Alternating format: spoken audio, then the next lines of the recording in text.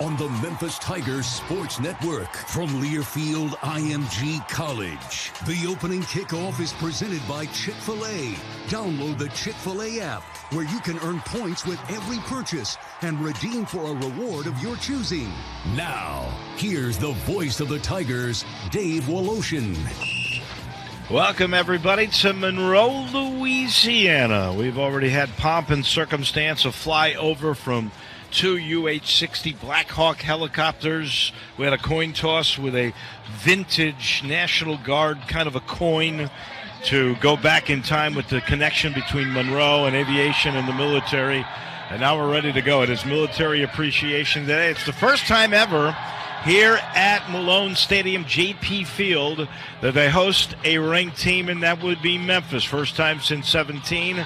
The Tigers are in the rankings. They protect that 23 ranking with a 4-0 record. The Warhawks are 2-2. They're 1-0 in the conference. They are 2-0 at home. Their conference is the Sun Belt. The Tigers did not win the coin toss for the first time this year. However, have no fear. ULM won it and wanted the football. Memphis would have deferred anyway, so it's all going to work out, Jarvis, the way we would have figured. Just like you planned it, right? You come down here, you're on the road, you figure that, okay, you know you're going to have some things against you, but we'll see if it plays into Memphis' hands. The Tigers will go on defense to start the game. They'll get it first in the second half. Marquise McRae and Bandius Batiste are back for ULM. Riley Patterson will kick this thing off, and all he does is kick it for touchbacks. And this one's a line drive low into the end zone, 3 yards deep, and a knee will be taken by Batiste, and the Warhawks will start off 1st and 10 at the 25. We talked keys in this game, and I think really was laid out by Mike Norvell pretty succinctly on the pregame show. The team that can run the ball and the team that stops that run will win the game. And you got to think that Louisiana Monroe is going to go to that stud running back they have, Josh Jackson, right off the bat and see if the Tigers can stop him. We said he's a one-cut runner. He'll take it right, then make that cut, and boom, he is gone unless you stack him up on the inside. Tigers have been playing defense pretty well themselves to start the season. Big OB out of the University of South Panola. O'Brien Goodson is man in the middle right there in the Tiger defense. So the Warhawks in these gray uniforms for Military Appreciation Day, modeling a Warhawk plane, have the ball first, and here's Caleb Evans wanting to throw near side and over everybody's head into the Warhawk bench, not even close. That was a throw, a little bit of pressure by the U of M. It'll be 2nd down and 10. He basically had time to sit back there in the pocket, though, and look for receivers, but once the pocket started to break down, he had to get rid of it.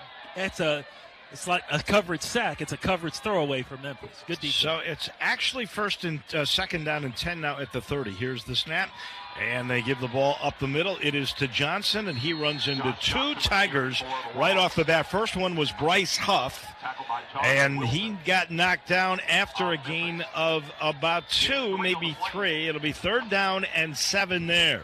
Excellent defense by Memphis. The Warhawks had a whole bunch of things going on in the backfield there. Fake to the right, fake to the left, give it on the running back on basically a cross buck, but the Tigers were waiting for him when he got the football. They spread it out, 2 on either side. Here's the snap, and here's pressure, and here's a throw. Right sideline, incomplete.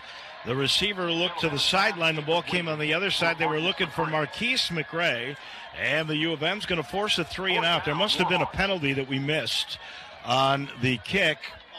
It was offsides, U of M. That's hard to get. So they started at the 30. They got 2 yards, and that is all. Actually 3. So 4th and 7, and they'll bring on their punter, who is also their kicker, Jared Porter. He averages 44 yards a kick, a long of 52. He's had 6 inside the 20. Well, Memphis does well on defense to start out. We'll see what the Tiger offense can do. Here is the kick high, and a fair catch called for by Travion Samuel right at the 25-yard line. He makes the catch, and Memphis will have their first look at offense against ULM. That's a 41-yard kick and no return, and the Tigers take over at their own 25. The kickoff, of course, as always, was presented by Chick-fil-A. Download the Chick-fil-A app today. All right, so now here comes Memphis. We got, who's that? Is that Kylan Watkins indeed? Yeah, Kylan Watkins starting out at the running back spot for Memphis. Kenny Gainwell will hope that we'll see him later in the game. Two receivers right and left. The ball's on the far hash. In motion is Gibson. He goes to the left side. They throw a screen over there, and he makes the catch 30. Has some room, and he gets to the 35 and steps out of bounds right by the stick. That was actually Coxie on the play. It'll be a first down. Yeah, that's just a simple long handoff. A lot of blockers out there, more than they had to cover. ULM did a good job of forcing him out of bounds, but he did get enough for the first. Two receivers left and a tight end, Magnifico, on the right side. One back. Here's the snap. In time for Brady. Throws underneath out of the backfield 40. To the 50-yard line. Here's a juke by Watkins. He gets across the ULM 45 and gets spun out of bounds with a late hit near the 40. Tigers are going to move down the field on this one for sure. He's out of bounds at the 41. They're going to add on 15. Excellent play. That he was just wide open when he caught the ball, first of all. But how about the second effort running by Kylan Watkins after the catch? Defense, number 20. 15-yard penalty. First down. That is on the freshman boundary corner, Josh Newton. He beat out a fifth-year senior. He's a redshirt freshman. A big mistake there. And the Tigers will be in business at the ULM 26-yard line. First down and 10 on the near hash. Watkins in the backfield, left of the quarterback. Here's the snap. White. Quick throw right side. Coxie spins away at the 20. Gets knocked down near the 18-yard line, and they just move the football 8 yards there. And again, that freshman corner, Josh Newton's getting picked on, and the Tigers will get 8 on that play. Nice job. Just come back, two-step drop, boom, get that thing out of there quick. Let Coxie do his thing. Magnifico on the right side is an H-back. They send a man in motion. They overload the right side. Here's a jet sweep. Gibson. He's got the first down and more. Run out of bounds at the 11-yard line. Tyler Glass, the free safety, got to him, but Gibson got 7, and the U of M's got a first down inside the AutoZone red zone. All right, here we go. First and goal for Memphis. Well, not first and goal. They can get to the 1-yard line and get another first down, but we're seeing Antonio Gibson get his hands running the ball for Here's Memphis. trips left and a pistol look. The quarterback White in front of Watkins. Here is a snap and a fake pass. They give it to Watkins. He goes up the hash across the 5-yard line, spun down at the 4 by Cortez Cisco, their leading tackler, captain for this game, and the young man from South Haven and DeSoto Central High School. Yeah, they're running pretty fast now, going tempo, already lined up. Kylan Watkins, he might get the ball again. 2nd and 4 inside the 5 on the right hash. Here's the snap. It is a fake to Watkins and a slant in the end zone. Touchdown, Tigers. Coxie, I believe, just ran on the slant and a perfect strike right in front of the corner, Newton. And that is a Wolf Chase Toyota Tiger touchdown, and what a pass by Brady White. Oh, right on the 1 and the 0, the number 10 for Coxie. That ball's right there against good coverage by the defensive back, but a good pass is going to be good coverage every time. Excellent play by the quarterback, Brady White, to see it and throw it quickly, and good catch in the end zone by Coxie. And here is Riley Patterson for the extra point. Snap down, leg through, right through, and it's 7-0 U of M. So that was a very nice drive indeed for the Tigers. They marched down 75 yards on that possession. And I'm not sure, did Riley miss a pass in that thing? No, he was perfect on that. He had one that was wide open to Kylan Watkins, who got a bunch of extra yards after the catch and then got roughed up out of bounds to add another 15 to it. That would be the big play in this drive, but excellent play calling, moving the ball down the field, and matriculating it into the end zone. So the Tigers will end up going 6 plays, 75 yards, a minute 55 off, and Brady White 4 of 4 and 47 yards, and a good start for the Tigers as the team, and the quarterback Brady White. 7-0. They'll kick it off again. All right, this moving right along. First possession, take it down the field, touchdown. The defense was on the field first and got it done. Tiger fans, eat like a winner tonight and visit Ruth's Chris Steakhouse in Memphis for an unforgettable evening of sizzling steak and warm hospitality. You can visit Ruth's Chris tonight right after the game. So it'll be Riley again to kick things off and back deep. The first one was a touchback, and for the most part, he's been very successful with that. And the Wind knocked the ball down. Not a whole lot of wind. Boy, we are in the Delta. This is as flat as it gets, and we're up so high we can see literally for miles. Yeah, I think pancake when you survey the terrain out here. You can see trees, the tops of them, and that's it. There's nothing sticking out above them. And now Riley Patterson trying to put this one through the end zone here.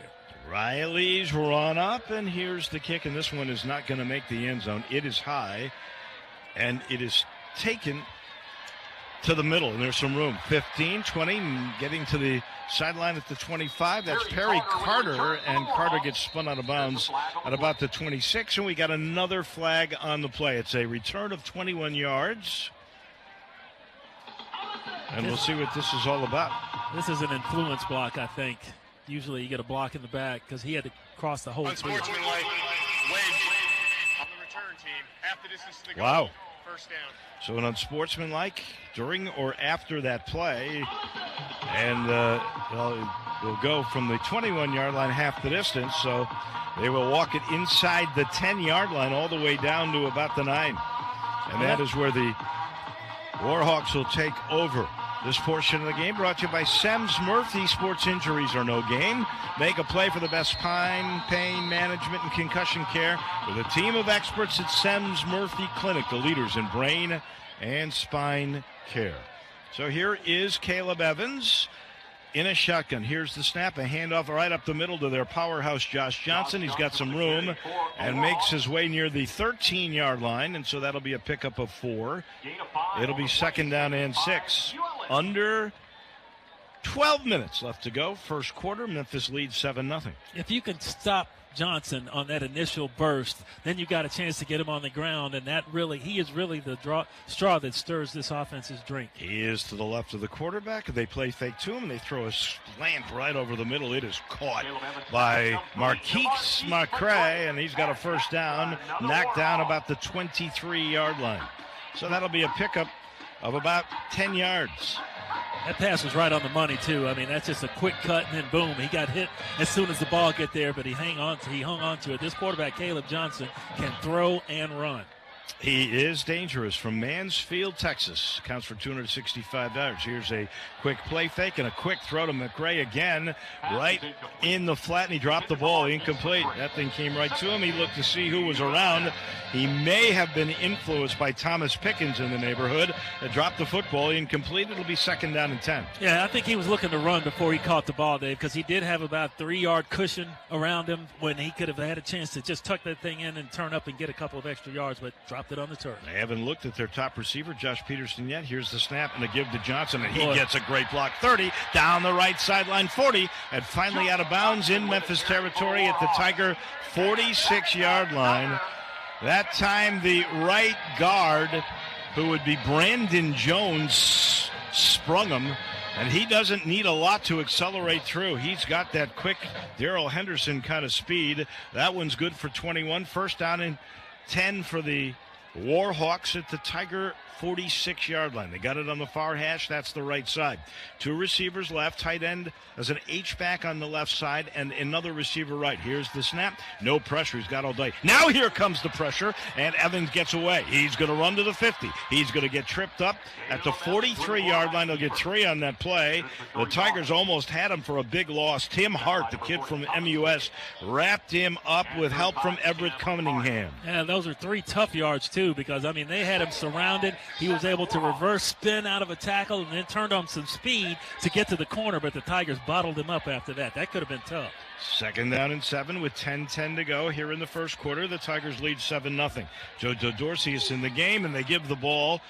It's a fake, and the quarterback's going to keep, and he will get to the 40-yard line. He'll get 3. It'll set up a third down and manageable 4 yards to go. Sanchez Blake was the guy who made the stop. JoJo Dorsey's went right after the running back Johnson, and I mean, he put a big hit on him. He put him down. The only thing is Johnson didn't have the ball, so that was an excellent play fake by the quarterback. You know, Memphis coming off playing an option team in Navy, basically having to relearn how to play defense against a normal offensive team. On the year, the Warhawks 42% at third down conversion, not bad. Here's the snap on 3rd and 4, and here's the throw over the middle. They got the tight end. He's got the first down inside the Tiger 30 and down to the 28-yard line. There's Josh Peterson.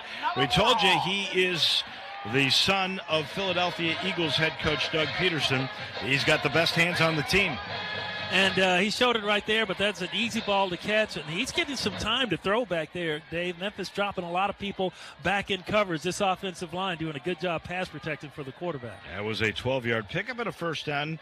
And here is a give right up the middle to Josh Johnson, and he gets tripped as soon as he touches it, lunges forward, will get 3 to the 25-yard line. Tim Hart again on the stop for Memphis. Yeah, Tim Hart coming over from that linebacker spot. You got Everett Cunningham out there right now running that nose tackle spot. JoJo Dorsey is out on the defensive end. This is a 2nd and 7 for Louisiana Monroe. Let's see if they come out trying to throw against this Tiger defense. Tigers bring in their nickel, Quindell Johnson, in. They send a man in motion, that's Xavier Brown. Here's the snap. Evans rolls right. Now he's going to throw to his left to Peterson, and the tight end is wrapped up behind the line of scrimmage. It's JoJo Dorsey who made that play. They're going to give him progress to the 26-yard line, so it will set up a 3rd down and about 8.5 right near the 26-yard line. That's called staying at home and not getting too excited when they send everything going one way. They had the throwback pass to the tight end with a couple of blockers out in front of him, but JoJo playing that defensive end spot would not be fooled, was right there to be the first man to hit it. So 3rd down and 8, they just converted a 3rd and medium. Here's the snap, and Evans to throw, and he's got pressure now, lets it go, and he's got a man underneath at the 20, and he's tripped up right at the sticks. It was Jonathan Hodo, a slot receiver, and I think they gave him enough for the first down on the spot right near the 18-yard line. Let's see where they put it down. At the moment, they're saying 4th, but we haven't seen them really put it down yet. They may get a measurement here. He may be inches short. I think he is inches short. Yeah, they're saying 4th down. 4th and about 3 inches. They are 4 of 10 on 4th downs. That's not very good. Memphis will load the box. It's on the near hash on the left side, and they go to a shotgun. Now he goes under center, Evans does, and here's the push, and they're going to get the first down with extra effort. They had everybody in that pile pushing forward. It's like, you got it feels tough when you're the guy up front blocking, then you have 3 guys run into you from behind to push you, but they got enough forward push against the Tiger D to get that first down. So the U of M forced a 3 and out on the first possession, marched down the field on a 75-yard drive to take a 7-0 lead. Now we got 7 minutes left to go here in the first quarter. The second possession for the Warhawks, and they got a 1st and 10 at the Memphis 17 inside the AutoZone red zone. Here's the snap. It's an RPO. They give it to Johnson, and JoJo Dorsey was right there when he handed him the ball, and that'll be a loss of 2. JoJo was right there when the ball got there. It's like he grabbed the whole player. Now, both of them, they're about the same size. JoJo's about 5'9", about 250 pounds, and their running back, Johnson's about 5'9", about 212. But JoJo won that one. That was strength on strength, and Johnson lost. 2nd down and 12 at the 19. Laundre Thomas comes in man-on-man coverage. They got 4 receivers in the set. Quarterback run, and Evans makes a man miss. We got a hold that's going to come out. He's got the touchdown into the end zone. This one's coming back. QB keeper on that play. You can see his running ability of Caleb Johnson. But offense, number 68, 10-yard penalty, 2nd down. Yeah, there was a Tiger that had a full beat on him right around the line of scrimmage, and when he got held for sure, and that's Jonathan what him to Wilson, get through. Swamp Dog, he got held for sure. And he was complaining as soon as it happened. He was telling him, "Hey man, the guy's holding him by the jersey," because he would have had it would have been maybe a 3-yard gain at the most, because Swamp Donkey is a good tackler, but he almost got tackled himself. So that'll bring it back all the way to the 24-yard line. 2nd down and 17 from there. Braylon Brown, the sophomore from Cordova, comes into the game on the defensive front. They send a man in motion, Marquise. They fake it to him, and they give it to him, and he tries the right side, spins inside the 20, got near the original line of scrimmage. At about the 18-yard line, Leandre Thomas, who just came in the game, made the stop. It'll officially be, I believe, a 3rd down and 11 with under 6 to go in the first quarter, and Memphis leading 7-0. Well, here's where penalties, you got to think they got to run so many more plays because they get a penalty. This drive started at their own 9-yard line. They've overcome a couple of penalties so far. They bring in a new back. It's Kyan White. You've got trips left and 1 right and the 1 back. a real spread offense here. Here's the snap, and Evans to throw, steps up, throws, looking end zone, incomplete. And there is no flag on the play. They were looking for Josh Peterson. They had another man nearer on the sideline. That was toward the corner back of the end zone. And on 4th down and 11, they're going to have to kick a field goal.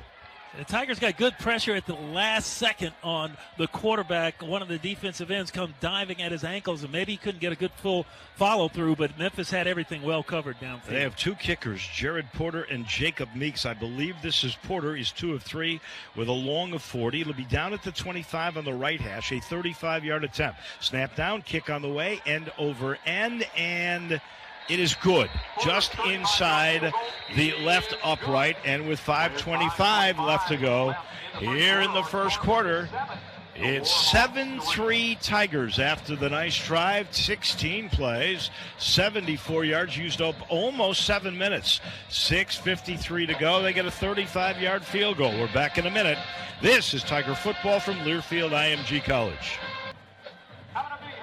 Time to get ready for a season of comfort. Your local Chick-fil-A is now serving sides of mac and cheese, which means it's the perfect time to curl up with a bowl full of cheesy comfort, because it's the little things like a blend of cheeses and baked crispy edges that make a meal feel like home. Chick-fil-A. That 16-play drive was aided in large part by the big run by Josh Johnson, a 21-yard gallop around in. We saw the speed that he possesses that really helped get them in the positive side of the 50 and put them in place to get that field goal. We also saw the elusiveness of Caleb Evans. It is hard to bring that guy down, and he can throw with his feet set in different ways.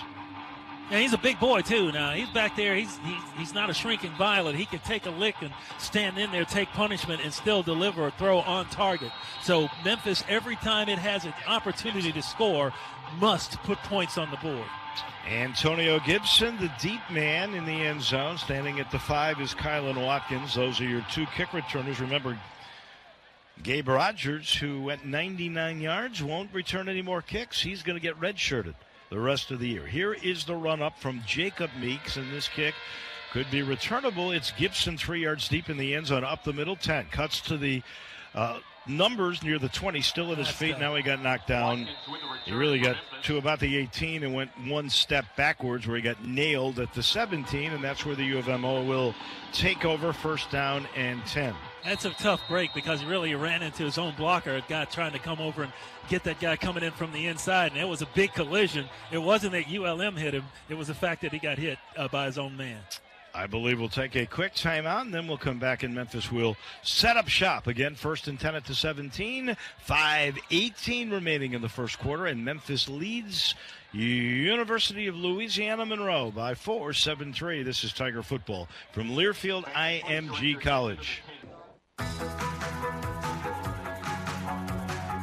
5:18 to go here in the first quarter. Memphis leading ULM by a score of 7-3, and the Tigers will begin on their own 17-yard line. Their second possession in the game. The first one was a 75-yard drive. Brady was 4 of 4, 42 yards. Watkins looked good.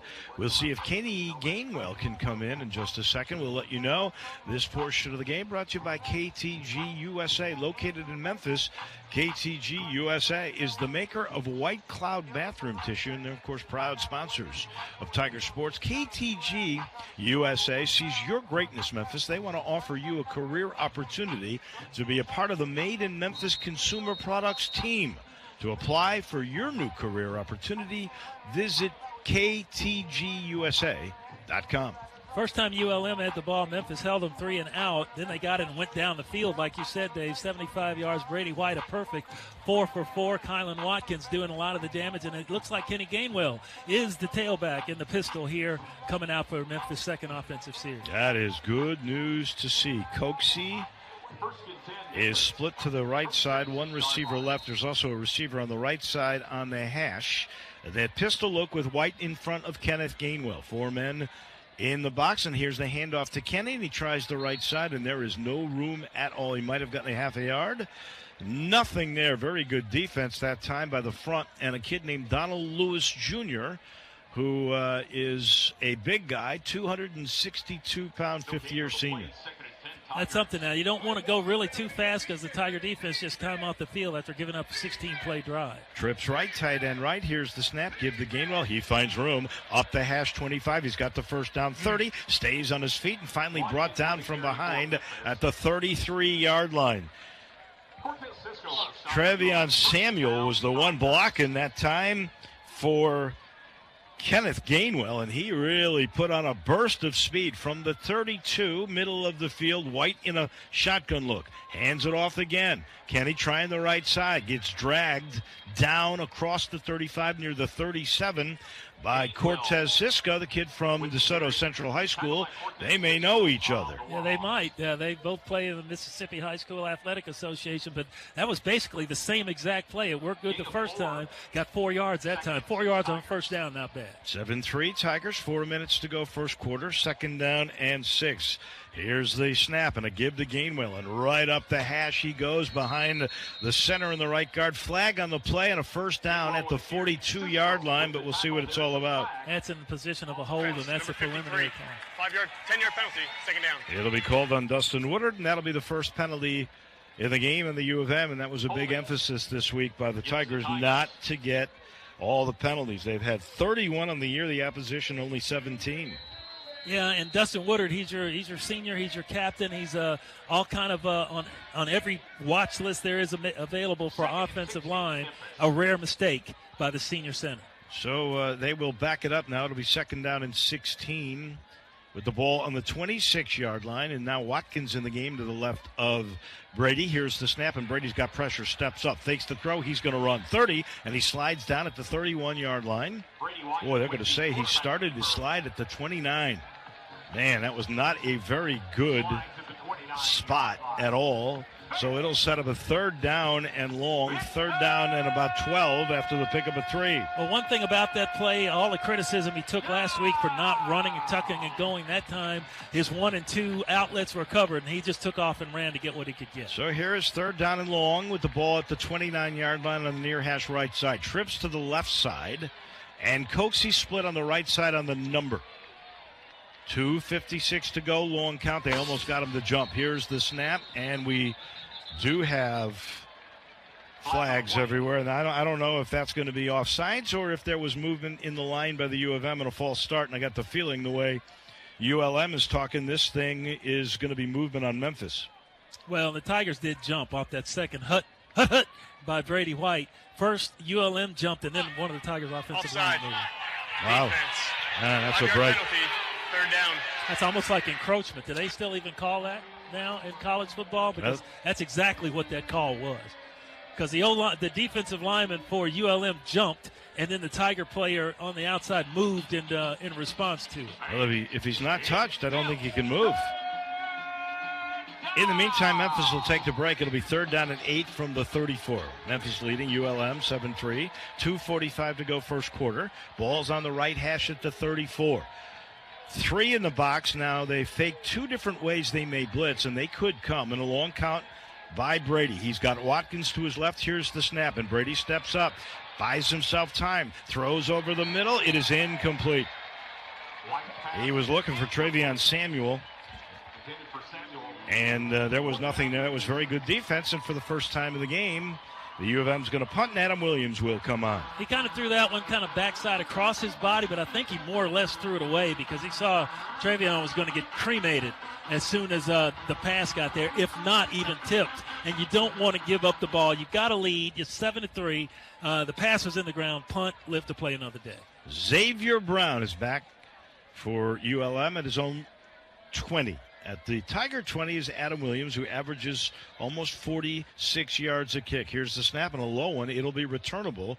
And here is Brown making the catch on the near side and stepping out of bounds about the 24-yard line. He caught that ball near the 20, tried to elude a Tiger defender, and stepped out of bounds. That's a 45-yard kick for Adam Williams. The Tigers lead at 7-3, but ULM will get the ball here in Monroe with 2:20 to go in the first quarter. 7-3 Tigers as you listen to Memphis football from Learfield IMG College. Welcome back here in Monroe.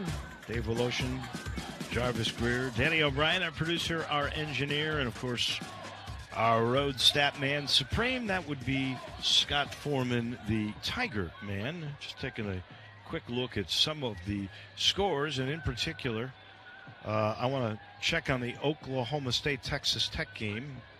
Oklahoma State's 21st, right? And they are in the way of the U of M, and that is now final. Texas Tech has upset Oklahoma State. Oh. They did it in Lubbock, and that means Oklahoma State could fall, and Memphis could move in. We'll see what they do with Cincinnati that beat UCF. Where will they drop UCF? Tulane with a big victory handily at Army today. So lots of good stuff happening for the American Athletic Conference. This portion of the game brought to you by the Shelby County Health Department's Memphis Area Rideshare Program. You can help the air quality team in their efforts to improve our community's air quality. Carpooling, vanpooling, taking the bus, walking or riding your bike to work saves money and improves air quality. And here is a quick handoff off the left side. They're going to go to their strength, Josh Johnson. He dances around and gets across the 25 and dives forward near the 29-yard line. Everett Cunningham made the stop. Everett getting his first start. 5 yards for the very talented tailback, Josh Johnson. It'll be second down and 5. Under 2 minutes to go here in the first, and Evans in a shotgun. Here's the snap. Fakes the handoff. He's going to run himself, makes a man miss 30. Jukes to the middle, 35, and dives ahead to the 40-yard line. That is absolute vintage Caleb Evans. And it took Xavier Cullens to reach out and grab him and finally stop him. The first down for the Warhawks at their own 40. We see his elusiveness there. He stepped out of a couple of tackles. Guys had him head up, dead to rights, and he was able to shift, be very shifty side to side for a guy as big as he is. Tigers have 4 in the box as they snap. They play fake. Here's play action pass over the middle, and it is incomplete at the 30-yard line. He had Marquise McRae, and the ball was just a little too far. Had it been up a little bit, Londre Thomas was right there. I thought for a second it could get picked, but that ball was in a place where only McRae could have made the catch for ULM. Yeah, it's kind of like a dying quail, but it was good that it was because it only gave the receiver. He was the only one that had a good crack at it, but he couldn't pull it off the turf. Stops the clock with 1:21 to go in the quarter. 7-3 Tigers. Second down and 10 for the Warhawks at their own 40. Here's the snap. Straight handoff off the left side, and Johnson is taken out with a perfect tackle after a gain of 3. And I think that was Carlito Gonzalez. That was a big trip up by Carlito because there was nothing but green grass in front of the running back. And Johnson comes out hobbling a little bit. He got his ankles clicked. He did. He got grabbed right at that ankle. They gave him progress to the 44. Here's a big third down and 6. Isaiah Phillips is in the game now for the Warhawks. They'll send 3 to the right, 1 to the left, the 1 back Phillips. Here's the snap, and Evans to throw under pressure, and it's incomplete near the 40-yard line. That's how you And that time Josh Peterson went up to get it, and I mean he took a lick from Carlito Gonzalez. Gonzalez was the guy that took out the running back in the South Alabama game. Yeah, he forced a big incompletion right there. That's a pass over the middle. No man's land for a receiver coming across that middle zone. And Carlito Gonzalez was right there to hunt him up. Hit him waist high right when the ball got there, and he coughed it up. Good hit by Carlito Gonzalez. Porter to punt. These are very hard teams to block their punts. So expect Samuel standing at his 8 to have a shot at a return. Here's the snap. Oh, this is a beautiful punt. High, spiral, and a fair catch called for at the 8-yard line by Travion Samuel. We'll take a quick timeout. A 48-yard punt, no return. 7-3 Tigers, 34 seconds left here in the first. The Tigers will have the ball deep in their own territory. When we come back to Monroe, this is Tiger football from Learfield IMG College.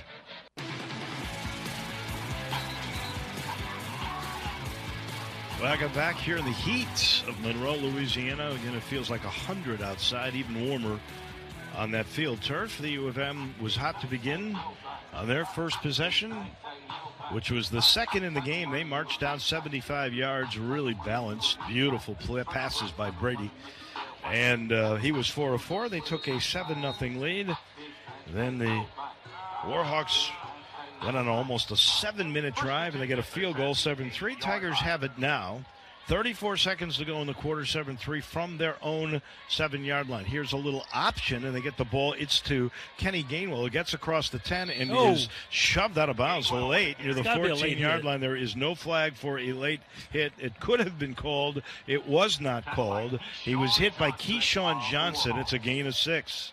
I'm telling you, he got spun around out of bounds, and then he got hit from the backside. But they don't throw the flag. Okay, we're on the road. But it looked like a little bit of indecision on that pitch from the quarterback to the running back. 10 seconds. They put Samuel in the backfield. Now they've got 3 back there, and they give it to Samuel, who tries the left side, cuts it in the middle, has the first down across the 20-yard line at the 21, and that'll be the final play of the first quarter. A big, beautiful cut block that time by Dustin Woodard. And he gets 7, and the Tigers will have a 1st and 10 at their own 20.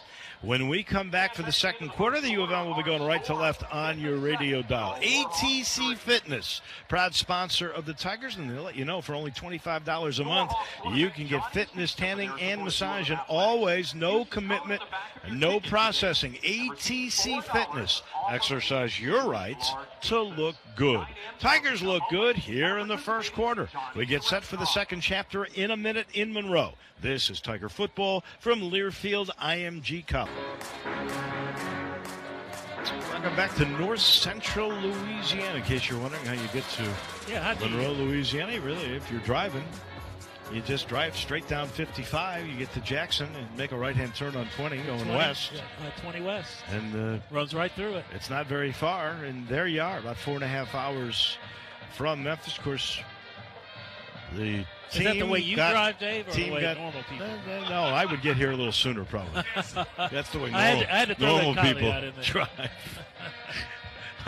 I don't quite fly as quickly as the plane, which took like 42 minutes, I believe. 40 minutes? What was it? Something like that. Scott has a timer, and it was 41 minutes. 41-minute flight was not bad. No. Relatively close score, 7-3 Tigers, relatively close numbers. ULM 75 yards on the ground, 34 through the air, 107. Memphis 47-47. I guess you can't get any more balanced than that. 94 total yards. And Memphis leads at 7-3. They'll have a 1st down and 10 at their own 20. If I'm looking at first downs, Memphis, I think, has a slight advantage in that one. It would be slight if it would, because actually it's 8-7 ULM, because they had that 16-play drive. Yeah, they did a 16-play off their own 9-yard line. Tigers scored on their first 175-yard drive. Coaxey from Brady White on a slant for 5 yards. That gave them the 7-0 lead. And then that long drive you're talking about netted a field goal. So this one started on the 7-yard line for the U of M. They now have it at their own 20 with a 1st down, and 10. Kylan Watkins in the game for the U of M. He started. Gainwell was a question mark. He's come in, and he's looked pretty good, wouldn't you say? Yeah, Kylan's done an excellent job. That first catch he had in the backfield, he made a great run, made some people miss, and then showed some power for a guy that's not that big. The old Whitehaven Tiger, Kylan Watkins. So the Tigers will send 2 right, 1 left. Tight ends on the right side. Here's the snap from a pistol look, and here's one right down the seam. The Magnifico makes the catch 40. Drags 2 Warhawks across the 50 down at the ULM 49. It took Tyler Glass and Josh Newton, 2 guys, to bring down Magnifico. A magnificent play, and the Tigers are in business 21 yards later. 1st and 10 at the ULM 49. Quick pace. Here's the snap. Here's the give. Watkins starts left, not there. Cuts it up the middle. He gets 4 to the 45-yard line. He ran into Cortez Cisco, their top tackler, the kid from South Haven. Yeah, nice cutback by Kylan. There was nothing doing outside, and he cut it back and picked up a few yards right there. Got 4 yards on 1st down. Tigers on the move. 2nd down and 6. Coaxey splits wide right side. There's a slot man there. Tight end left side with 1 receiver. Here's the snap. A run for Watkins. Looks for room. Finds space. Gets across the 40-yard line. He'll be a yard shy of a 1st down. Cisco again made the stop. That's 5 yards, and we've got a Warhawk down back at the 50-yard line. It's one of the big defensive linemen. He got caught in a lot of that trash back there. There were so many bodies going to the right. It's almost exactly like a student body right for Memphis. Memphis doing a good job, the O-line, walling off Louisiana Monroe up front. And the young man went down. I think he probably got his legs clipped up. This is a young man, I believe it's John Washington. He's one of the 8 grad students on this team. This kid graduated from the University of Tulane. from Tulane. And Tulane got a big win today. So he's down. He stayed in state. He's over here at Louisiana Monroe, and looks like they're going to have to take a little time out to get him.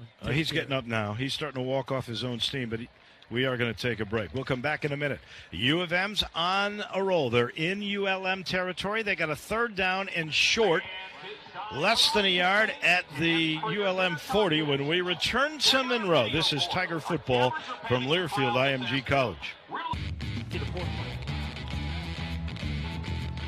Welcome back here in Monroe. Dave Woloshin, Jarvis, Greer with you. 7-3 Tigers. They got a third down and less than a yard at the ULM 40. 14:03 to go here in the first half. Memphis leads it 7-3. There was an injury to John Washington for ULM, but the Tigers' left guard, Dylan Parham, also went down. He got up on his own steam, walked off, but now he's in the tent being checked on by the docs. Dr. Toy here from the Campbell Clinic. I would say he's the one looking at Parham. So we'll see if it's Brian Thomas or Titus Jones who will replace him. Tigers still in their huddle. This portion of the game brought to you by your Memphis area Honda dealers. You can get a winning deal on a new Honda. You know you score a great drive every day if you go to your Memphis area Honda dealers or go MemphisAreaHondaDealers.com. JoJo Dorsey is in the fullback spot right here on this third, very short for Memphis. 3rd and 1, 14:01 left in the first half. Tigers go heavy with Dorcius and with Watkins under center. His Brady White slips, but gets the ball to Watkins, who's got room left side, 30, 20, makes a man miss at the 10, into the middle, touchdown Tigers. Ain't nothing wrong with him. Kenny Gainwell was in the game, and Gainwell made such a great cut. Actually, 2 lateral moves on that. He goes 40 yards, no flags, and the Tigers now have their biggest lead at 13-3. 2 things out of that, 3 things actually. Brady White having the presence of mind to keep his feet, even though he got tripped coming out from under center. He got the handoff off. Kenny Gainwell seeing everything clogged up the middle, uses his speed to get outside, and then they downfield blocking. Did you see the receivers blocking down for him at the 10-yard line? That allowed him to make that cutback to get to the end zone. Untouched, the antiseptic touchdown. No human hands came within the vicinity. Well, they review every scoring play. I don't know what could be reviewed here, but before they could kick the extra point. There's no flags on the field. There was a buzz from up top, and they're going to see if Brady White, when he was going down, he slipped and fell and got that ball to Gainwell to see if his knee was down. So tonight's Eye on the Play is brought to you by the Eye Specialty Group. Give them a call at 901-443-3600 for your complimentary LASIK consultation, or visit online at specialtyeigroup.com. After further review, the ruling on the field is confirmed. Touchdown. How about that? Now, that is some kind of nifty play by Brady White. He was going down, but he knew where Kenny Gainwell was. He got him the ball. And the Tigers go 6 plays and a heady 92-yard drive. Again, they do it with very little time. 1:48. They're way down in time of possession. But after that 40-yard touchdown run, it's 13-3, and we're pending the extra point. Here's the snap, and the kick on the way is down the middle. And he is good. It's 14-3 Tigers. Every time Memphis has the opportunity to score, it needs to score, because I think that's what this game is going to be like. But as you said, great presence of mind by Brady White. The offensive guard was reversing out, and Brady tripped up over him, trying to come back and make the handoff. And we'll take the timeout back here in a minute. 13:46 left in the second. We're just underway in this quarter. The U of M now got their biggest lead, 14-3. This is Tiger football from Learfield IMG College. Back in Monroe, 13:46 to go in the half. Memphis with their biggest lead, 14-3. We wondered about Kenny Gainwell. Could he play today? It was a game-time decision. 5 carries, 64 yards, and a touchdown. Tell you who else has been pretty good. That would be Brady White. Yes, Brady is 5 of 6 now, 78 yards. The 1 touchdown throw to Coxie on a beautiful timing slant. And the 1 pass he missed, I believe that was a throwaway in the ground over the middle. Yeah, it was, because he had scrambled out of the pocket, had a man open just very slightly, Samuel, in midfield area, and but he was well covered, and you don't throw throw a ball back across your body because you can't get any steam on it. And he just basically threw it in the ground. But talk about that pass, Dave, that he threw on the play action to start this on the third play of this drive from the Tigers 20, where he hit Joey Magnifico up the seam. That was just well thought out, well conceived, and well executed. Everybody thought Kenny Gainwell had the ball up the play action fake. Then he rose up and popped it right in the hands of big number 86 Joey Magnifico out of St. Benedict in Memphis. The only bummer so far was the injury to Dylan Parham, and honestly, we have not been able to find out what his status will be. We'll look to see if he's out there the next offensive possession. In the meantime, here is Riley Patterson set now right to left on your radio dial to kick the ball, and I guess if there is a wind, it would be into it here, and this That's kick gone. is way out of there. You're right. That comes down 8 yards deep in the end zone, and the S on Warhawks and right through all the way out of it, and they'll get it 1st and 10 at their own 25. Tiger football brought to you by Precision Door Service. For all your garage door service and installation needs, call the pros at Precision Door Service. Huge Tiger fans, and they boast a 100% customer satisfaction guarantee. When it's time to repair your broken garage door, remember, we fix doors right at Precision Door Service. You know, this is the first time that a team with a number by its name comes into Malone Stadium here in Monroe, Louisiana. The Tigers are ranked 23rd in the nation. They got a chance. They've got it in their own hands right now to try to move up, but they got to take care of the Warhawks first. Josh Johnson behind the quarterback gets a snap, and he goes off the right side, and he's got a big hole. He gets tripped up over the 35, down at the 37. A quick 12 yards, and I mean he's got some kind of vision. Two Tigers are down at the moment. T.J. Carter at the 38-yard line, and the other Tiger was Londre Thomas. He's gotten up okay, and they are worried about T.J. Carter. Yeah. He stays down. Yeah, he's like on his knee, one knee down. His head was on the turf, but now he gets up. He gets up.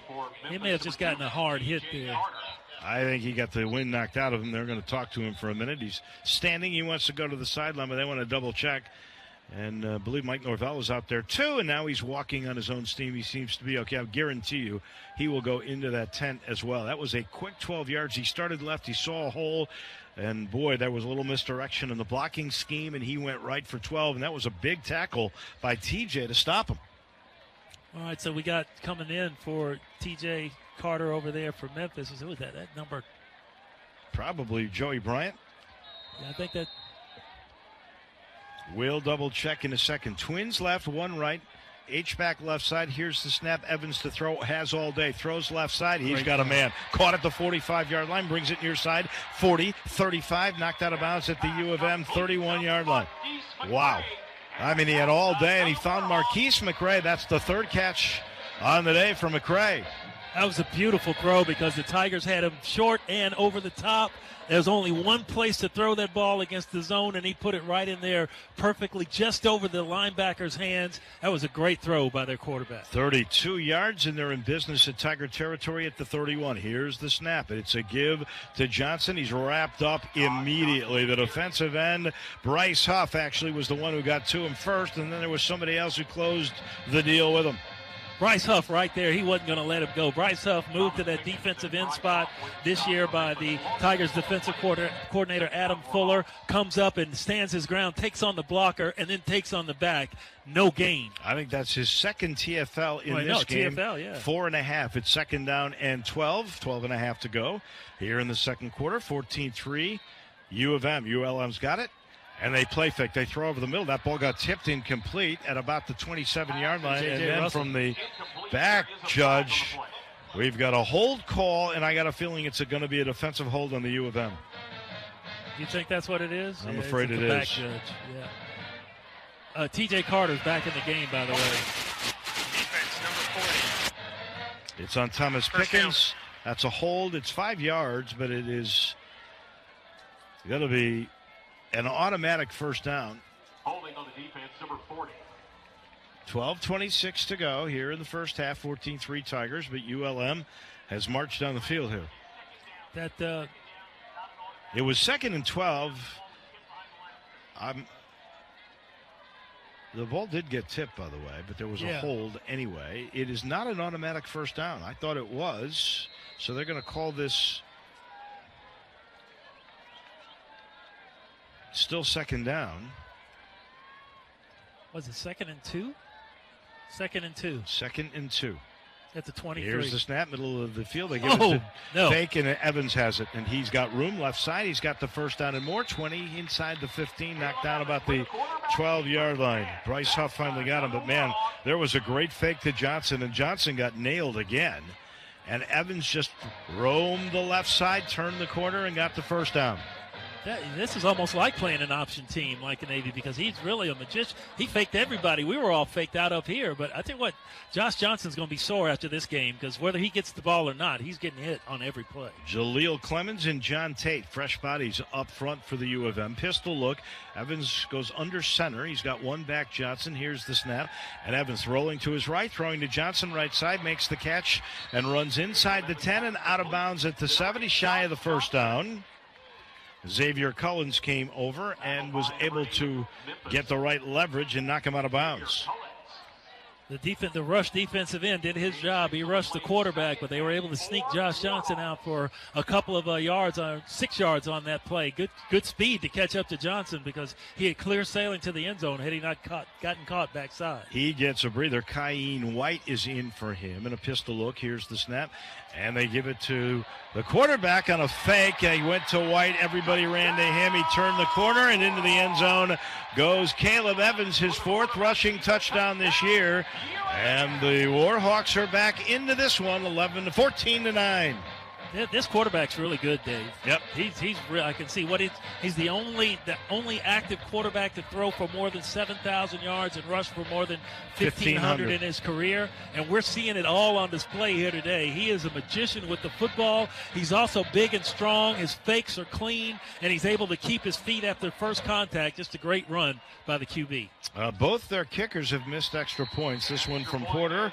Snap down, kick on the way. It's good.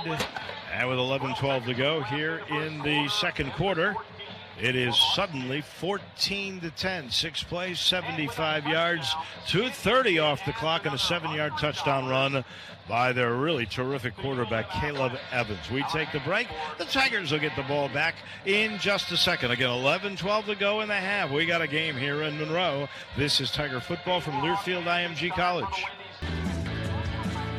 We got a ball game here in Monroe, Louisiana. The U of M led 7-0, 7-3. They led 14-3. Now it's 14-10. Caleb Evans, Josh Johnson, the offensive line of the Warhawks living up to the billing. Dave Woloshin and Jarvis Greer with you. And we remind you to designate before you celebrate because fans don't let fans drive drunk. This message brought to you by the Tennessee Highway Safety Office. Desmond Hawkins. Sidelines, Desmond Hawkins, was upset about something, slammed his helmet down, had to be restrained. Right now, he's got a towel upside his head. He was headed toward the tent. One of the Tigers was already in there, and he's several of the assistant coaches are talking to him. He's really hot about something.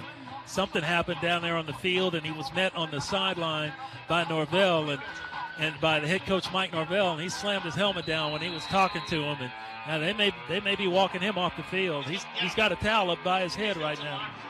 He is headed to the locker room, that is for sure. In the meantime, Watkins and Gibson deep for the U of M. How about another kick return? Why not? Yeah, that'd be great. We're keeping an eye on Desmond, who he may have had stitches in his head because he's holding that towel up there. Here is the kick. It's end over end. It's about 7 yards deep into the end zone. And the knee is taken there by Antonio Gibson, and the U of M will start at the 25-yard line. Brady White's numbers, pretty impressive. He's only missed one pass so far. 5 of 6 on the day. We've had balance for sure running the ball. Gainwell just had a 40-yard touchdown run. And when you look at the Brady numbers now, they are, looks like 5 of 6, 78 yards, the touchdown. And he's been efficient. And when he was able to get that ball off while tripping from under center, and he got it to Gainwell. It's Kylan Watkins in the game who started because Gainwell wasn't 100%. And he is to the left of the quarterback. There's 2 receivers on the left side and 2 on the right side. Tight end is an H-back right side. And I got a feeling there's a delay of game. So that'll be can't have that. At least the 3rd penalty in the U of M in the game. It is the 4th. Just can't have that coming out of a kickoff. They must have started the play clock before they figured that they did. Everybody was upset and ready, and Brady was going through his checks, and then the flag came out. So 1st and 15 from the 20, and they send Magnifico in motion right side. You get 2 tight ends on that side, and flags fly everywhere before the ball is snapped. This looks like could be a legal procedure against Memphis. Offense, number 14. 5-yard penalty. Wow. First down. That is an Antonio Gibson movement there. And so it'll be 1st down and 20, and they've backed it up to the 15-yard line now on the far hash. Unfortunately, this is not the first time we've seen the Tigers have two penalties in a row on offense. But let's see if they can right the ship here. Here is the snap on 1st and long, and Brady over the middle. Hit as he lets it go, and it's caught at the 30-yard line. A slant pattern caught by Kadarian Jones, and I mean Brady White paid a price. He's talking to the official now about a targeting. He's not going to get it. But it'll be 2nd down and 5 after it was 1st and 20. 15 yards. Isaac Ellis on the offensive line in place of Parham. Trips left. Double tight end on the right side. Here's the snap from the pistol. They fake the throw. They give it to Watkins up the middle. He makes a man miss and gets across the 35-yard line to the 36. He got 6 and a 1st down. Nice looking play. That's the first time we've seen that play. Almost like a Statue of Liberty from Brady White. Fakes the throw to the right, then gives it back left. And there goes Conlon Watkins. Dragged a defensive lineman 2 yards to get that first down. Darian Jones and Magnifico line up right side. Here's a screen set up on the right side, almost picked off, caught by the U of M, and Jones twirls around and gets some yardage near the 40-yard line right in front of Jordan Oliver. He is the corner over there, and that'll set up a 2nd down and about 7. Yeah, that was a tough pass. Brady threw it high. Only place to get it would be Kadarian Jones, who went up high and got that. That was a great catch, by the way, on that 2nd and 20. Under 10 and a half from the pistol. Here's a handoff. And again, Watkins looking for room. He gets stopped at the 40-yard line, and there's flags that fly. 9:45 to go in the half, 14-10 Tigers. Now we're getting Flag City here. Holding. Offense, number 77. 10-yard penalty, 2nd down. This is on Benaeasy, and that's the 3rd penalty on this possession. Well, you really can't have that. ULM starting to get a little bit of momentum after getting a touchdown on their last drive to make it a 14-10 ball game with 9:40 left here in the first half. Tigers, you want to, as you said, Dave, answer them with a score, but they have 3 penalties to back them up on this one drive, and they're just at their own 39. Gainwell in the game, 29. And they've got a 2-back set. Here's the snap and a little read, and now here is a long pass left side looking for Calvin Austin. He makes the catch at the ULM 30-yard line. That was a little short. He was able to come back and make the catch right in front of the corner. Oh, just a great catch. Great concentration by Calvin Austin. Brady White was backing up out of his back pedal and had to throw it before his feet were set and still had enough on it to get it out there. Had he been able to stay upright, that ball would have been a touchdown. 2-back set again with Kenny Gainwell, and it may be Calvin Austin who's back there. No, it is Travion Samuel. They've got 2 to the right, 1 to the left. At a long count by Brady. 1st and 10 at the 30. Here's a handoff. It'll go to Gainwell. He'll get 2 to the 28. He went right between the left guard and the center. Cortez Cisco, his 4th or 5th tackle in the game. The kid from South Haven. 8:36 and the clock's running. Left in the half. 14-10 Tigers. They got a 2nd down and 7 at the Warhawk 28. It was great to see Calvin Austin come in and get some time at that wide out spot. We were talking. This guy's like on the track team for Memphis. He's a world-class sprinter. Just throw it out there and see what he can do with it. Split backs again, flanking the quarterback. Here is a man in motion. They look right. They go left. Lots of room for the running back. 20 down the left sideline. 10 makes a man miss 5. And Kenny Gainwell does it again. His 2nd touchdown. 1 running, 1 catching. And the Tigers now lead 16-10. Well, Kenny Gainwell, if anybody thought anything was wrong with him, I'm telling you what, you say, maybe we need to rest him or whatever. No, they just come out here. He looked good in warm-up, said he's ready to go, and he's showing it today. His 2nd touchdown. What? Foul. Result of the play is still a 1st down. Huh? Did you see a flag? I did not. I did not see a flag anywhere. I guess they say he was down. Did he say he went out of bounds? 10. Oh, He must have been out of bounds near the 11-yard line. 8:06 to go. It's still 14-10. So first down, not goal, but inside the AutoZone red zone, and they go with a split back look again. They have Magnifico as a traditional tight end left and 2 receivers on the right side. Coxie, the deep man. Watkins in. Here's the snap, and they will give it it's to Gibson. He'll try the right side. He is met by a pile at the 10 and drags him about another yard to the 9. It'll be a pickup of a couple. They're going with Gibson at times in a split backfield. They've had Samuel back there with Watkins or with Gainwell. Different looks. And it's second down now and 8 from the 9. 2 to the left side, 1 to the right. There's an H-back right and a pistol look, and here's the handoff. No, they fake it. They throw over the middle, and we're going to get a defensive hold on Kadarian Jones. They grabbed him as he was going over the middle, and that'll be an automatic first down, half the distance. Yeah, he got tripped up. It was just a quick slant across the middle, and he got totally clipped from behind as the ball was in the air. So that's an easy flag. Well, we had 3 flags come out on that play. It was pretty easy to see. Yeah. He was tackled with the ball in the air. We'll see the official call here. It should be an automatic first down.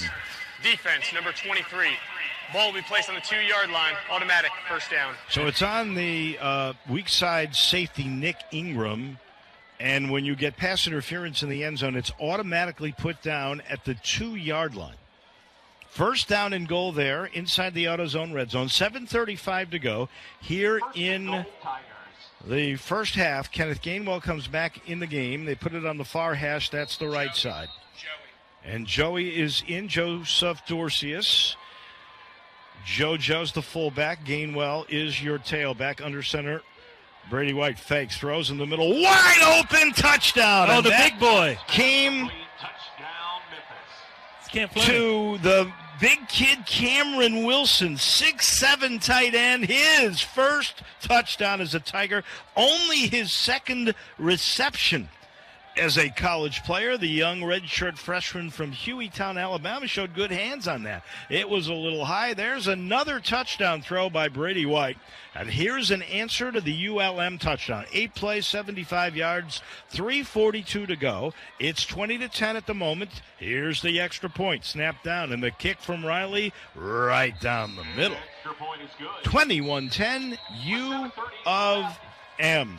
Just a beautiful, beautiful play. Everybody thought that Kenny Gainwell was going to get it, and they hit it, the big tight end. We take a timeout. 7.5 to go here in the first half, and the Memphis lead back to 11 in Monroe. This is Tiger football from Learfield IMG College. 21-10, Tigers, 7.5 to go the second quarter here in Monroe, Louisiana. The Tigers overcome 3 penalties on that last series and still go 75 yards to regain an 11-point lead. They will kick it off. But first, we'll pause 10 seconds for station identification. This is Tiger football from Learfield IMG College.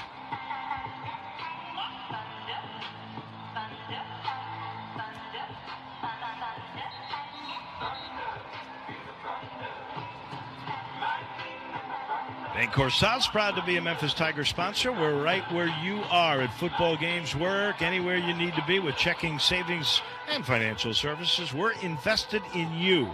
Bancorp South, member FDIC. Brady White now 1,079 yards this year. Kenneth Gainwell, we weren't sure if he could go. 67 rushing yards and a touchdown, 27 catching yards, 94 total. If he can get 33 more yards, Jarvis Greer, he would be the first freshman ever to go 3 consecutive 100-yard rushing games.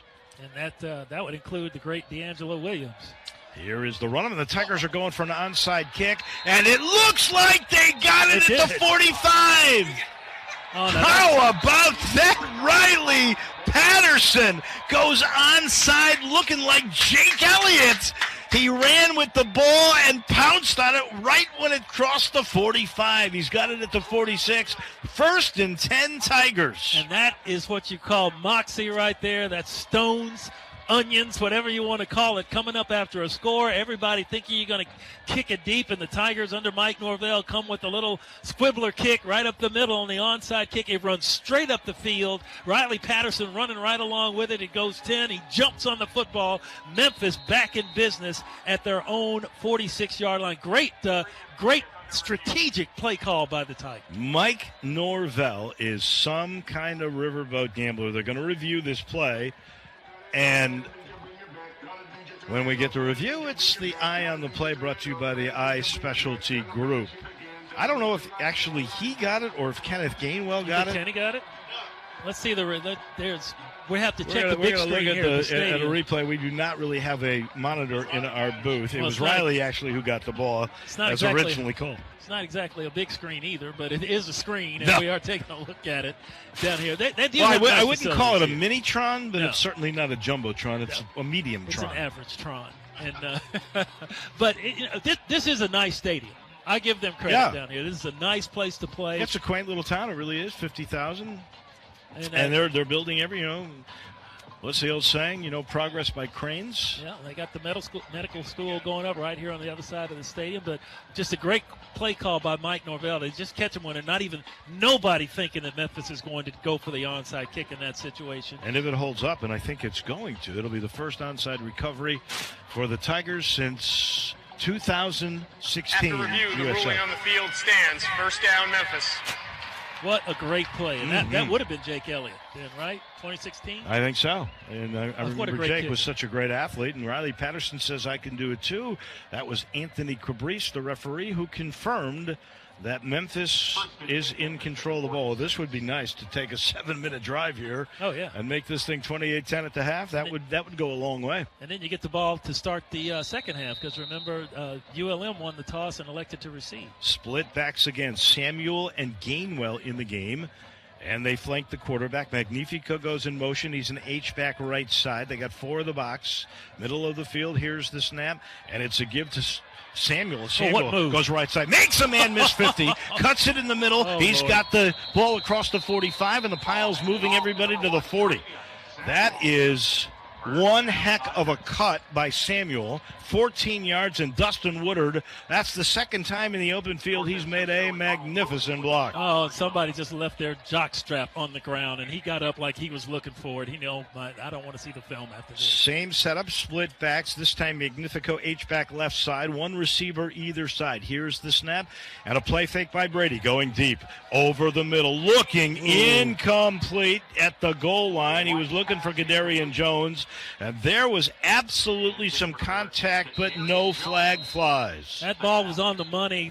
Kadarian had his hand up because he's saying, look, I could not get to the ball. It was thrown more toward the middle of the field. The defensive back trying to come over the shoulder and make a play. But that was, you got to give ULM credit. That was good defense by them. And that was a really good throw by Brady to put it out there for Kadarian. There was an injured Warhawk getting up and needing help right about the 40-yard line. And I think he's going to be okay. It looks like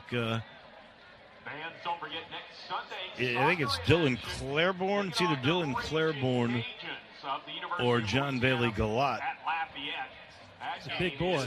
Oh, it's Lawrence Shaw, their nose guard. Yeah, he's a big boy, and he walked off pretty good under his own power, getting some water over there on the sidelines. May have just gotten, all that stuff going in there when you're hand fighting with an offensive lineman trying to get to the quarterback. Sometimes you get hit in the gut, and I think, he just got the air knocked out of him a little bit. 21-10 Tigers, 6:54 to go, first half here in Monroe. Memphis with a second down and 10 at the ULM 40. It's on the far hash on the right side. This time a one-back set. 2 receivers right, 1 left, and a tight end on the left side. Here is the handoff, and they're going to give it to Rodriguez Clark, and Clark stops, spins outside, gets across the 35. He is knocked out of bounds near the 30-yard line, close to a first down. Do they give it to him? He showed some speed there. I think he got it. They're spotting it right on the line. That's on the line, yeah. It is a first down. He got 10 yards on that carry. He came into the game, 14 carries, 48 yards. 15 carries, 58 yards now. He lines up to the left. They got an H-back right, two receivers left, one on the right side. Here's the snap. Handoff again to Clark, and Clark is met at the line of scrimmage. He'll get nothing there. He ran right into Kerry Starks, their very, very best defensive lineman, the end on that left side. Yeah, they had him by the ankles just when he was getting the handoff. So unless you got Mysterio legs that you can show him and take him away, you can't get out of that tackle. And so just hold on to the ball. You're in good shape. You're nearing the AutoZone red zone. The clock is ticking, and you're up by 11. You got 6 minutes to go in the half. Trips to the left. Coxey, Gibson, and Jones all on that left side. One back, and Brady White's going to check this play. He's got plenty of time on that play clock. Taking his time, here's the snap, and he's throwing over the middle, tipped in the air, incomplete, and I've got to believe there's going to be defensive holding for sure. Flags will fly. They grab Joey Magnifico. That was going to be one of those seam throws, and it was going to be perfect, and it was going to be a touchdown, and they had to grab him and hold him. Yeah, that's the only call they could make out of that, because that ball was right on line, and Joey looked like it was going to have it. Then all of a sudden, he slowed up as if by magic. Pass interference, defense, number 4. Half the distance to the goal, first down.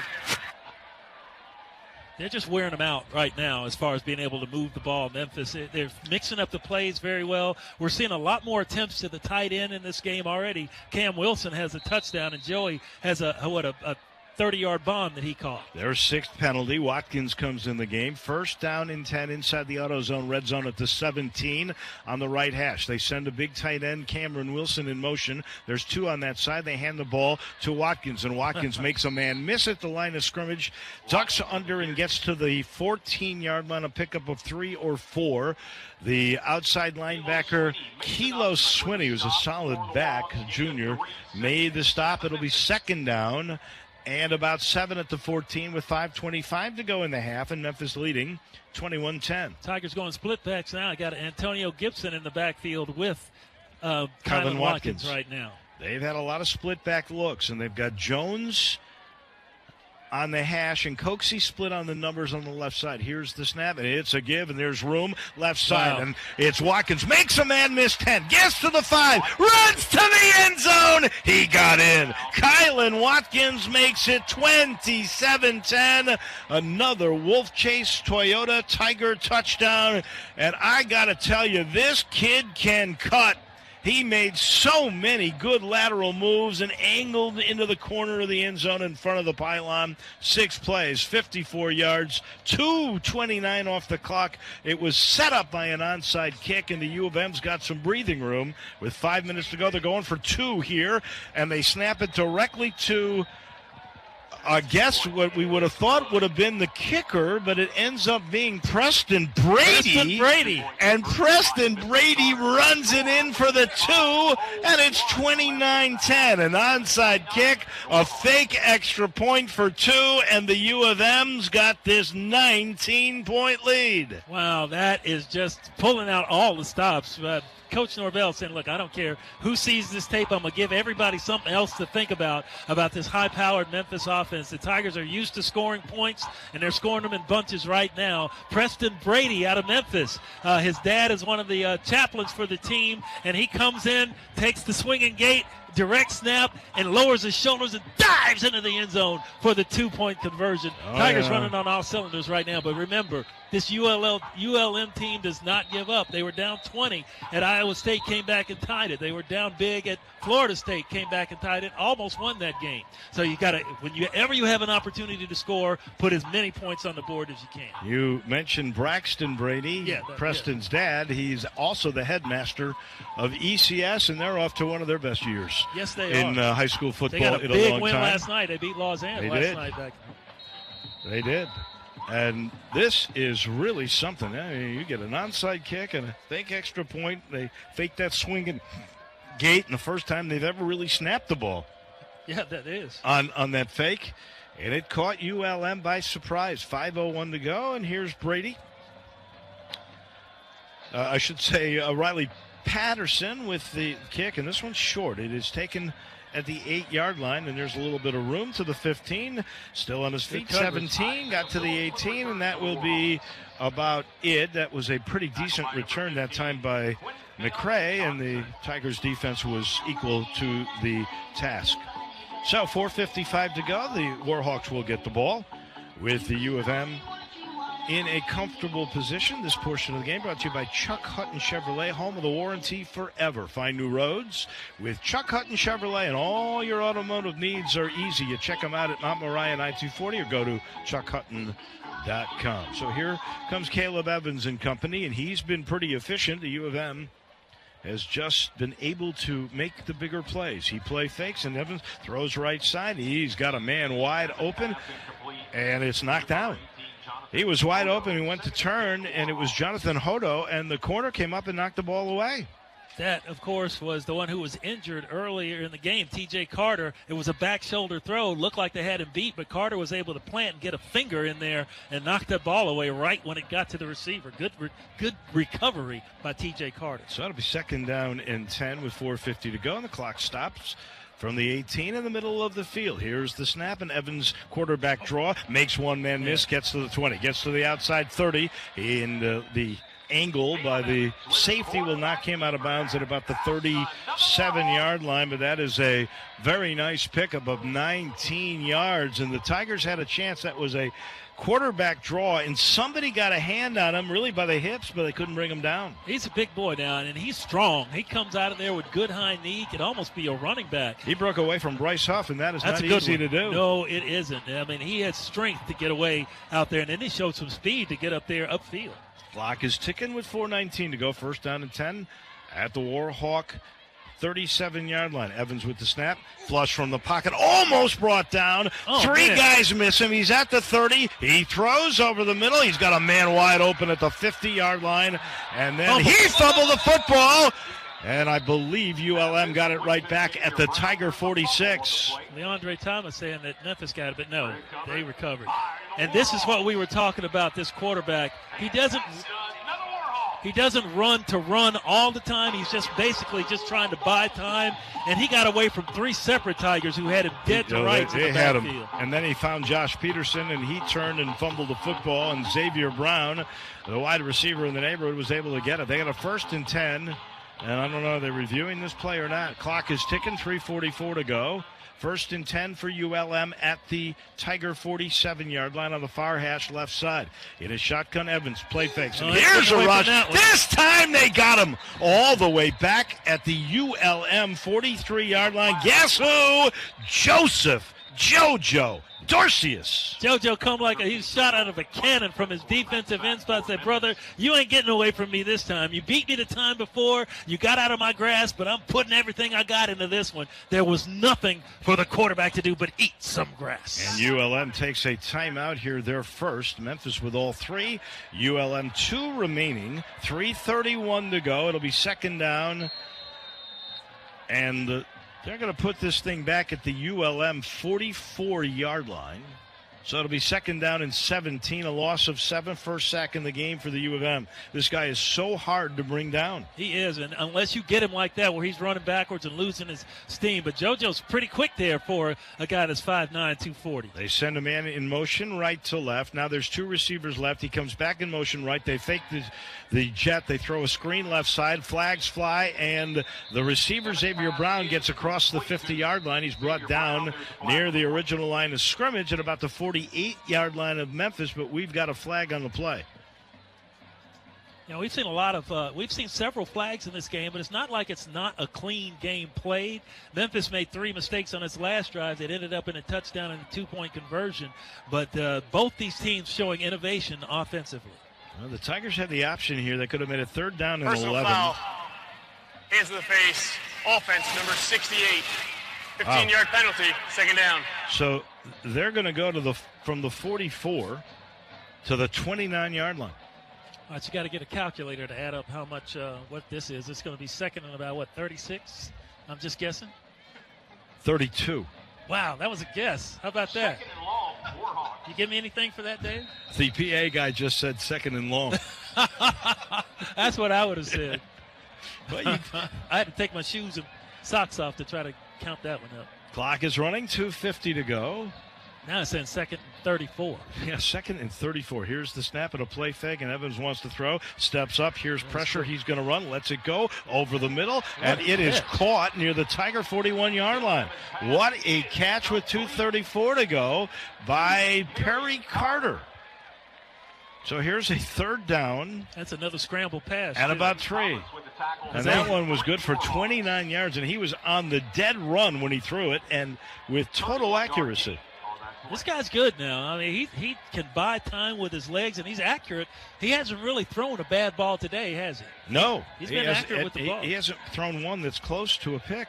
So here it is, third and short, and here's a handoff to Josh Johnson, and he finds room, gets outside, gets the first down and more, across the 30-yard line and out of bounds at the Tiger 22. They'll stop the clock to move the chains. 1:59 to go here in the first half, and Memphis leads 29-10. This is why I said you got to get as many points on the board as you can against this team, because they are not going to give up, especially offensively. They can move the ball. They've moved the ball against everybody they played. They put points on the board against everybody they played. Now you're hoping to hold them to a field goal where they are. Here's the 1st and 10 snap and a play fake over the middle throw. Caught and knocked down right at the 10-yard line. That was Josh Peterson, the tight end. Man, he can take a lick. Right at the 10-yard line. It'll be 1st down and 10 there, just inside the 10, middle of the field. And a timeout is called with 1:54 to go. And let's see who this... It's a 30-second timeout. Let's see who it's... Trying to see who this thing was on.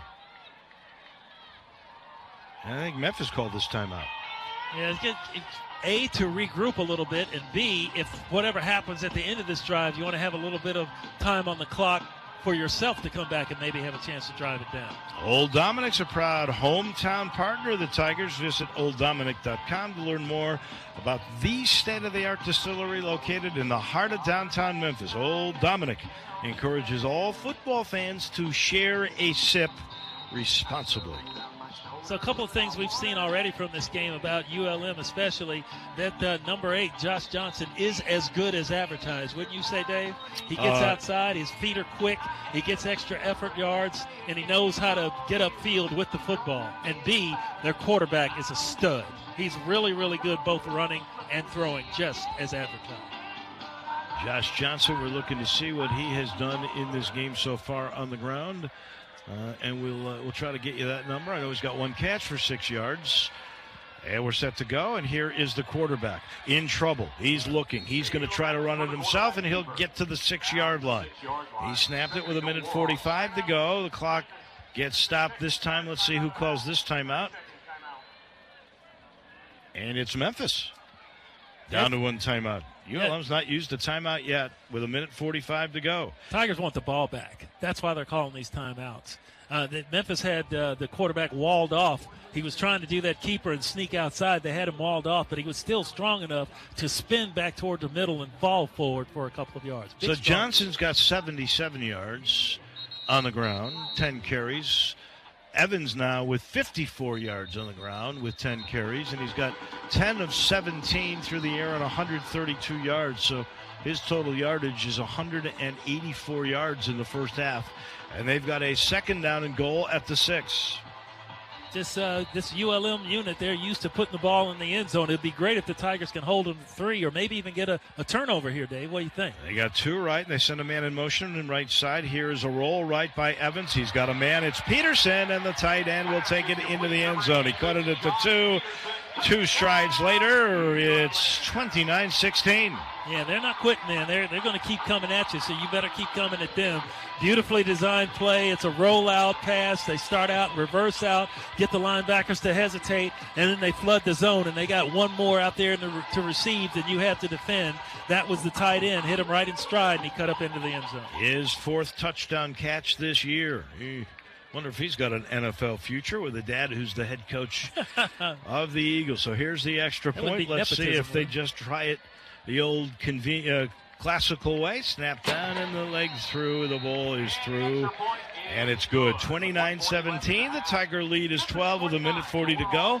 They go 9 plays, 82 yards. They got actually all the way backed up to a 2nd down and 34 and got almost all of it back on one play. They show a lot of resilience, and that drive took 3:21, a 6-yard touchdown catch to the tight end Josh Peterson, and it's only a 12-point game. But Mike Norvell used 2 of his 3 timeouts to get the ball back, so you get any kind of points here, even 3, and that's a major victory. Yes, it is, and because it winds up being even for what they were before. ULM scored its touchdown, but if you can come back and score, then boom, you go in with momentum, and then you come out of the locker room, you receive the second half kickoff. But that throw off, that scramble by the quarterback for 29 yards, that was the play of this drive, and it was a couple of plays after JoJo Dorcius got him for a 7-yard loss on a big sack that seemed to take the wind out of their sails, you would think. But no, this quarterback, Caleb, is really, really good in terms of moving the ball down the field. Watkins and Gibson back awaiting the Jacob Meeks kick. And here is the run-up, and here is the kick, and this one may be returnable. Nope, it's backing up Gibson. He's going to catch it back of the end zone. He'll take a knee. No time off the clock. Memphis will get it 1st down and 10 at their own 25-yard line with 1:40 to go in the half and a lead above 29-17. This portion of the game brought to you by Shelter Insurance. Call a Shelter agent to set up a free personal protection review and ask about Shelter's auto policy, which includes roadside assistance. Find an agent near you at shelterinsurance.com. We're your shelter, we're your shield, we're Shelter Insurance. So this is going to be a dogfight all the way to the end of this football game. You want to be careful down here. You have the football. You'll get it again. Don't want to do anything stupid. Gainwell in the game. He's to the left of the quarterback, and Brady gets the snap, looking, comes underneath to Gainwell, who makes a man miss at the 25, keeps on his feet across the 30 and got to the 32-yard line. That'll be a pickup of 7 with 1:30 to go, and the U of M will line up quickly. Magnifico lines up in a slot left side. He's got a wide receiver left, 2 on the right side. Brady's not going to take much time. Here's the snap. He's got time to throw. Steps up. He could run. He's going to run, and he slides for the 1st down right at the 35-yard line. But there's a flag on the play, and they're going to spot him less than the 1st down, by the way. That was a good decision by Brady. They say once he starts to pat his feet, there's going to be trouble, so just take off and go. But they threw it back there in the holding vicinity. It was a good decision by Brady to keep the ball and try to get the 1st on his own rather than chunk it up for grabs. Good coverage downfield. Cabrice. Personal foul. Hands in the face. Defense. Oh, wow. Number 58. It's a 15-yard penalty in the end of the run. Wow. Automatic. 1st down. So the end of the run was about the 35. This will get you near midfield. You're talking about 20 more yards to get into Riley Patterson territory. I think what happened on that play when Brady took off, one of the defensive linemen trying to get off the block, accidentally slapped one of the Tiger linemen upside the head. Gainwell to the left of White. They send a man in motion, and they got 3 on the left side. Here's the snap. Brady steps up in the pocket, now rolls to his right looking, throws over the middle. Magnifico makes the catch at the 35-yard line, fumbles the football, and it looks like ULM got it. He tried to get more yardage, and they knocked the ball out at the 34. Travion Webster, the weak side linebacker, was able to knock the ball away with 51 seconds left. Wow, what a turn of events. You were there. You were in Riley range. And Joey, I have to say, Joey, just trying to get some extra yardage, was pulling away from the guy that was trying to tackle him. Then 2 others came and got him. One of them got him up high, and the other one stripped him of the ball with a big lick. So that's when your own aggressiveness works against you. He made a good catch off a great throw from Brady, threaded the needle, was able to keep his feet, and was trying to twist away from a tackler, would-be tackler, and that's when the ball came. First turnover. Here's Evans under pressure. He's going to throw it away. He almost ran that thing across the line of scrimmage, but he didn't. It'll stop the clock with 46 seconds to go. It'll be 2nd and 10 for the Warhawks at their own 34. First turnover in the game, and it's against Memphis. And Joey Magnifico, who's really got those sure hands, one of the few mistakes I've seen him make. I can't remember him fumbling a football, honestly. Yeah, and that was basically just trying to be overly aggressive, trying to get upfield and get more when the play was going to be dead. You got what you got. Just go ahead and get down. Don't let them strip you. Tigers have 4 in the box, and the linebackers up close. Here's the snap and pressure, and they dump it off left side. Johnson makes a good catch and runs out of bounds near his own 40-yard line. They'll say the 41. It'll set up a third down and about 3 with 39 ticks left in the first half, and Memphis leading 29-17.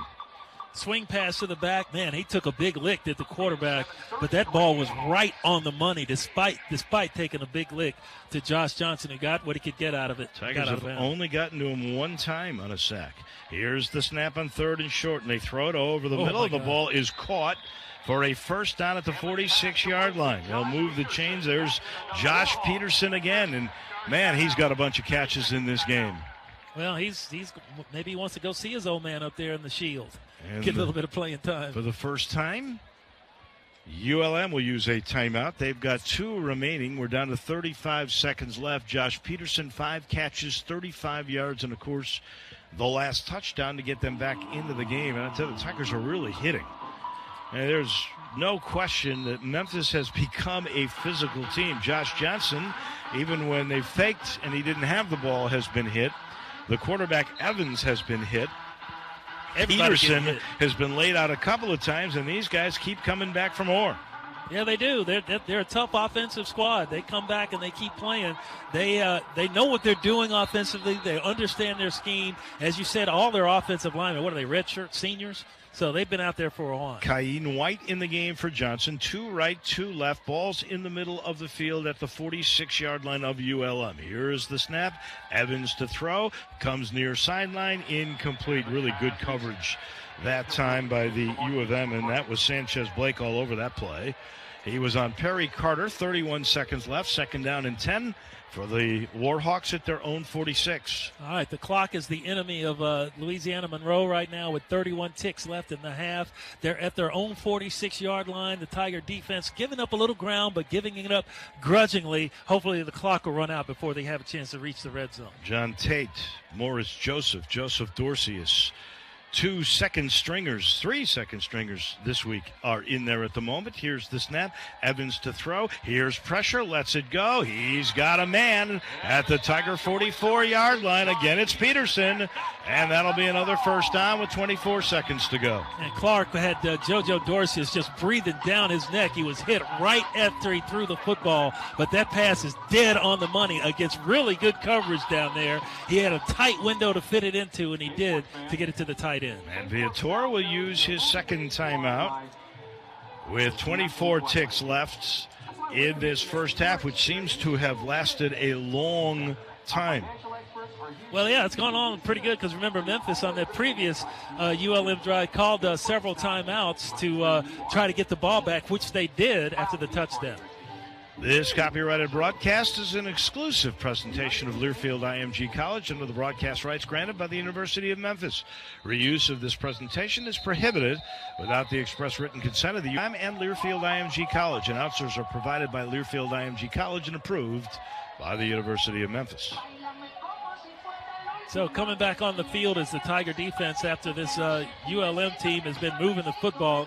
You really need to keep them out of the end zone here. You've done a good job in the second quarter for the most part, but ULM at the latter stages is getting some momentum going. Ka'in White stays in the game. He's to the left of the quarterback, Caleb Evans. Here's the snap at Evans going left side, looking too far over everybody's head. TJ Carter in excellent position. On the ex-receiver, Zach Johnson, this will set up a 2nd down and long. Time is the factor here, 19 seconds in ULM, only with 1 timeout remaining. The ball sitting at the Tiger 43. That was excellent coverage. If anybody was going to catch that ball, it would have been TJ Carter. The quarterback did a good job of throwing it out of bounds. Trips. Left side, Tigers get some DBs over there. Here's the snap. Here's pressure on Evans. Throws underneath. He's got a man at the 40. Runs out of bounds inside the 35-yard line. That's Zach Johnson again, and now they're getting very close to either Jared Porter or Jacob Meeks territory. The ball is at the 33, so it'll be a 50-yarder at the moment, 13 seconds, and it's a first down. And that was a good play by the quarterback. He's a very heady player. He wanted to go deep, couldn't go deep, so he had his outlet man, the short man, who got the first. Two receivers, both sides. Here's the snap. Evans to throw. Flush from the pocket. He's got two guys on him. Eludes it. Gets to the left side. Runs down the left sideline. Still on his feet. Runs out of bounds right near the line of scrimmage at the 33 with 3 seconds remaining. I'm telling you, he looked up, saw the clock, and realized he had to get out of bounds. What a heady guy. Yeah, this guy's smart. And you got to try the field goal here. It'll be a fairly long one, but they're going to take a timeout. Well, the long one is Porter. His longest is a 40. He's 2 out of 3. Mikas is more the short guy. His long is 22. I would bet it would be 37 that would come and try this kick. 3 ticks left, 1 play left. Memphis had a chance to up what was a 29-17 lead to get it to 32-17, and Joey Magnifico fumbled. And they got it at the 35, and they basically marched down all the way to the Memphis 33 using timeouts and heady play. And that quarterback, both with his feet and with his arm, Caleb Evans is some kind of special guy. They're going to bring out Jared Porter. And let's see where they're going to put it, down at the 40. It'll be a 50-yard attempt. And again, his long this year is 40 yards.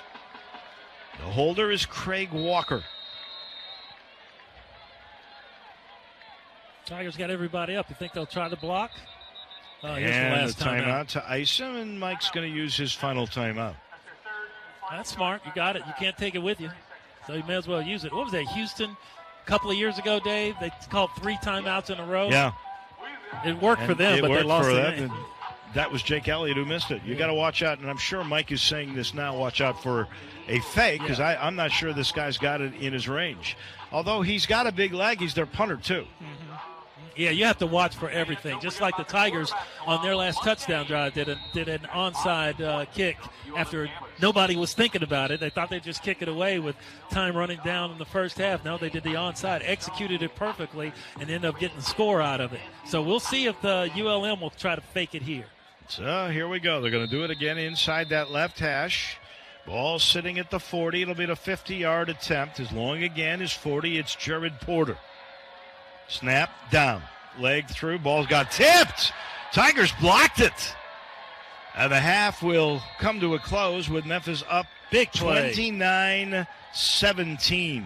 Big play, because that sucks the momentum out of what ULM had been doing down here at the end of the second quarter. They get no points out of it. The Tigers have a big 29-17 lead, and they will get the ball to start the second. It was Swamp Donkey who got his mitt on that ball. He had to kick it low. Again, he does not have that kind of range. And so both teams squandered opportunities to score here in the final moments. The Tigers ran 34 plays. Only 2 were on third down.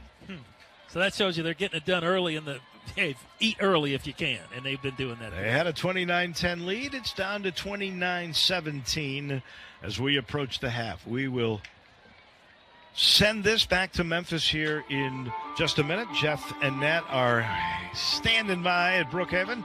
We go there after this timeout. At the break, the Tigers lead it 29-17 here in Monroe, Louisiana. This is Tiger football from Learfield IMG College. On the Memphis Tigers Sports Network from Learfield IMG College. Tiger football is on the air. The second half is just around the corner. Now, here's Dave Woloshin and Jarvis Greer.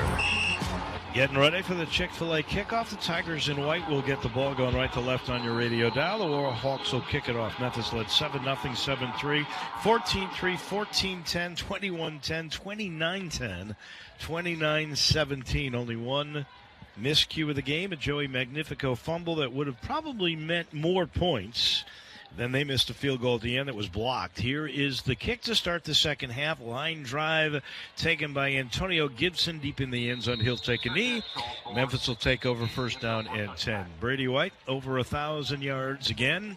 Number 5 all-time on the passing list for Memphis. 12 of 14, 189 yards. Did you say 12 of 14? I did. Kenny Gainwell, by the way. Yeah. Over 100 yards catching and receiving total yardage. 67 on the ground, 34 in the air. Yeah, it was a question whether he would even play this game.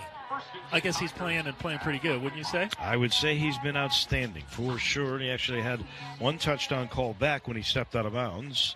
Isaac Ellis in the game. Dylan Parham is out. He got injured early. 2 to the right, 1 to the left. Pistol look with Gainwell behind, and he gets the snap, and he takes off the left side. He's got room 30. One man to beat 40, and shoved out of bounds across the 45-yard line. And here's going to be another late roughing called on the Warhawks. That is one where the defensive lineman, or the defensive back rather, got a horse collar, but he was just trying to hold on for dear life. Personal foul, horse collar, defense, number 23. 15-yard penalty from the end of the run, automatic. Well, that's 28 yards plus add 15. That's 43 more yards. Gainwell with that 28 now. He's over 100 rushing, right? Or is he? Close to it. He's getting close. He was, what did we say, at 67? So, I gotta take 95 yards. Oh, you did that in your head? Yards. I did that. Twins right, one left. Tight end Cam Wilson's on the right side. Pistol look again. Play fake to the running back. Here's a throw over the middle. Tipped and incomplete right at the 25-yard line. Good pressure that time from Sam Miller, their defensive end, on Brady. He just let that thing fly and got rid of it.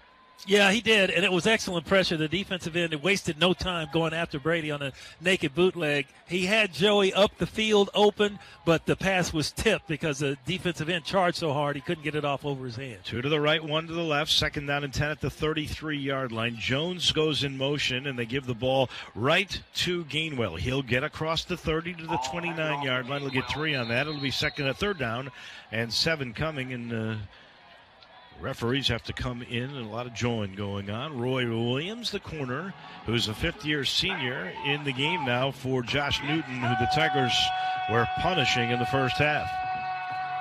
All right, so you're at the 29 here. You need to get to the 22 to get a first down. Trips right, 1 left. This time the shotgun. Gainwell to the left of Brady White. 5 in the box for the Warhawks. Long count by Brady. Here's the snap, and he's got time. He goes to Gainwell. Gainwell makes a man miss. Spins at the 25. Wow. Gets the first down near the 21-yard line. Wow. Cortez Cisco finally got him. Kenny was going to maybe get close to 3 or 4. Instead, he got the first down with second effort, and he gets 8 on that one. That was just individual effort by Kenny Gainwell, spinning out of 2 tackles and then getting the body lean for the first. Coxie and Gibson split to the right. 1 man split left. It's Jones, and they go with a reverse to Jones, trying the right side. He's throwing to the end zone. Tipped away, incomplete. What a great play by that defensive back. Wow, they gave the ball what looked like a sweep left. They gave it like a jet sweep right, and he threw. Kadarian did off of it, and that ball was incomplete, but very close. Man, we're seeing all kinds of crazy stuff in this game. Yeah, Kadarian having to throw on the run. It looked like it was going to be open at first, but then the defensive end crashed him hard. He had to throw it before he wanted to, couldn't get enough on it. Kind of a dying quail out there. Had a man open in the end zone. The defensive back recovered to knock it down. 2-set look. Magnifico in motion. He's an H-back left now. Here's the snap, and they hand the ball off, and this is going to go nowhere to Travion Samuel. He gets bounced backwards all the way to the 25. That'll be a loss of 4. One of the few tackles for loss in the game by ULM. That's Rashad Harding, a kid from Lafayette, Louisiana, who is their top tackler for loss. He made that play. Yeah, he did, and there was absolutely nothing there for Mr. Samuel. So, look, you're in field goal range. It'll be a decent kick, but you don't want to do anything to lose any more yards. Get the first if you can, but keep it in the middle of the field. Don't lose any yards. We got 2 right, 1 left. Watkins in the game to the right of the quarterback. Brady White taking his time. Ball's on the left hash at the 25. Here's the snap. Here's pressure. Ooh. And he's sacked, and he fumbled the football, but it is picked up by one of the offensive linemen, I think, as he was able to get to it. But it's back at the 33, which is going to make this a 50-yard field goal. Oh, man, Brady got hit right up in the head-neck area. Got hit hard, spun around. The ball came out, but Obina Eze right there to jump on it for Memphis, fortunately, because you still got a chance to get some points out of this if you can. So Riley's long as 49. This one will be from the 40. It'll be a 50-yard attempt. The ball's on the left hash. He normally has the leg for these kinds of kicks. When he misses, they tend to be off the right side. Here's the snap. It's down. Kicks on the way, and it's got plenty of leg, and it goes right through. He's got a 50-yarder. And so the U of M takes the first possession of the first half and kills 4 minutes and 3 seconds and gets 3 points to build that lead to 15. 32-17 Tigers. ULM gets the ball for the first time this half when we come back to Monroe. Again, the U of M by 15, 32-17, 11:57 left to go here in the third quarter, and this is Tiger football from Learfield IMG College.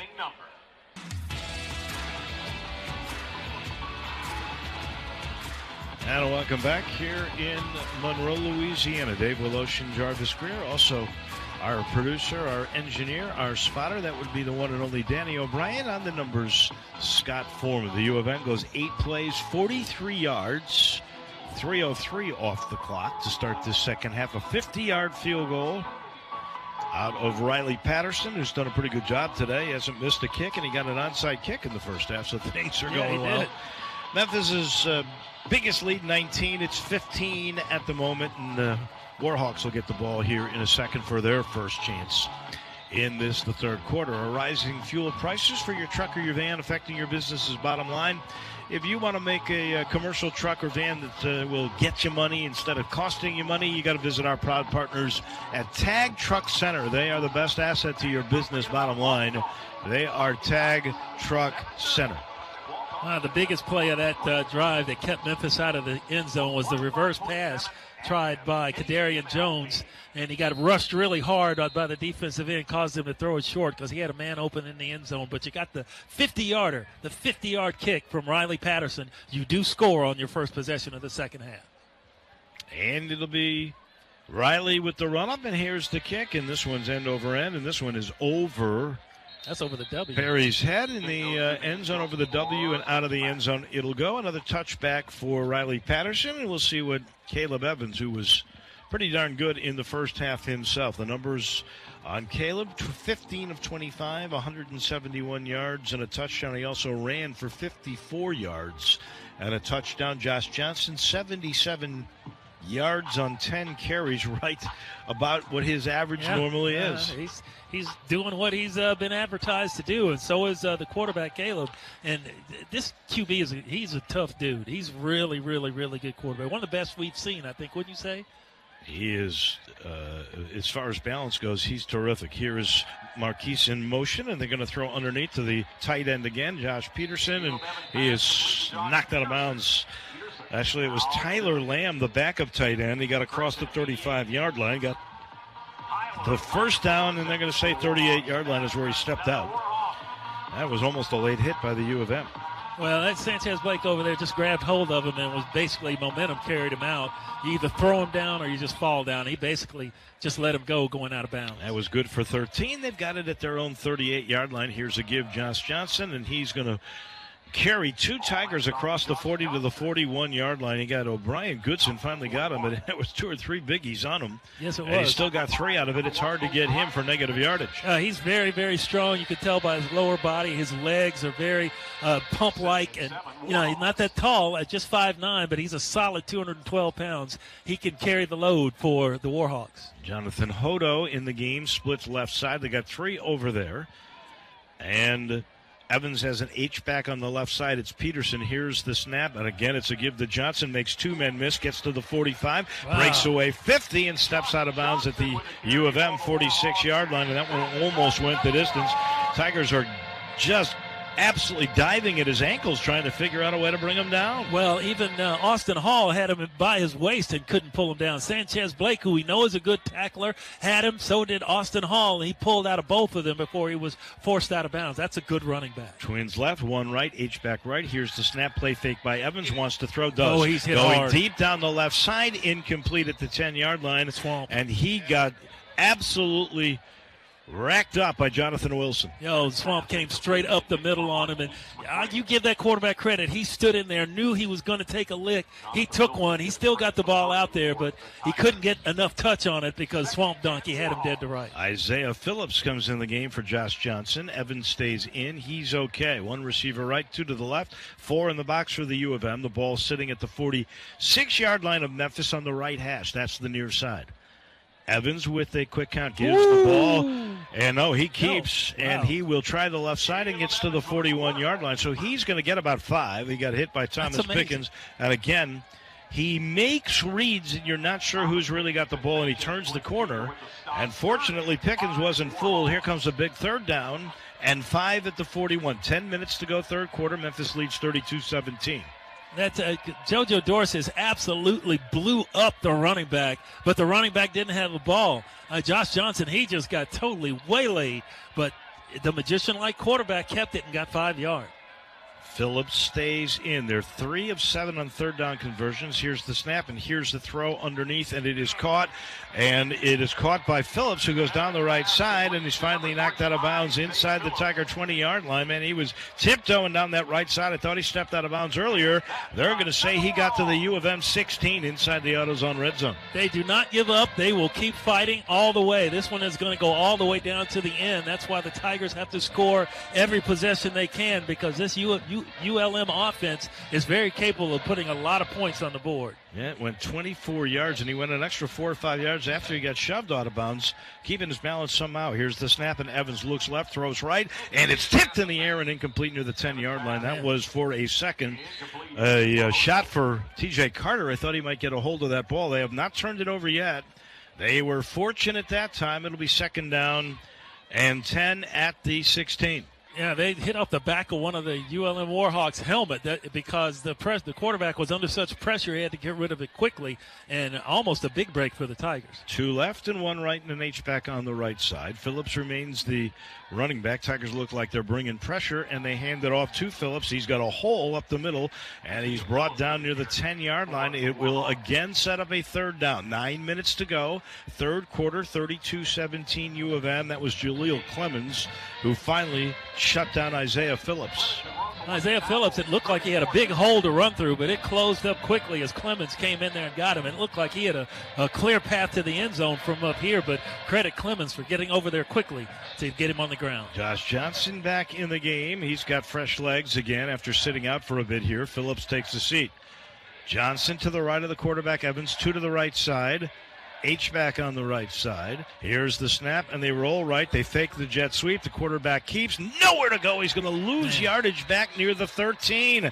Joseph Dorcius, another big play by the big junior from Spring, Texas. JoJo Dorsey he's just a delightful young man to be around. Remember, he came on as a walk-on after his brother had signed here at Memphis. Dorland Dorsey, the running back, and JoJo just bided his time, kept playing as hard as he could on the scout team, earned a scholarship, and he has just been a total delight for the Tigers on and off the field. Matt Vitar thought about going for it on 4th and 6 at the 12, but now they're going to bring in Jared Porter to kick a field goal. Last one was blocked. They said Scotty Dill with the block. This from the 19, right hash, a 29-yarder. Snap down, kick on the way, plenty of distance and right through.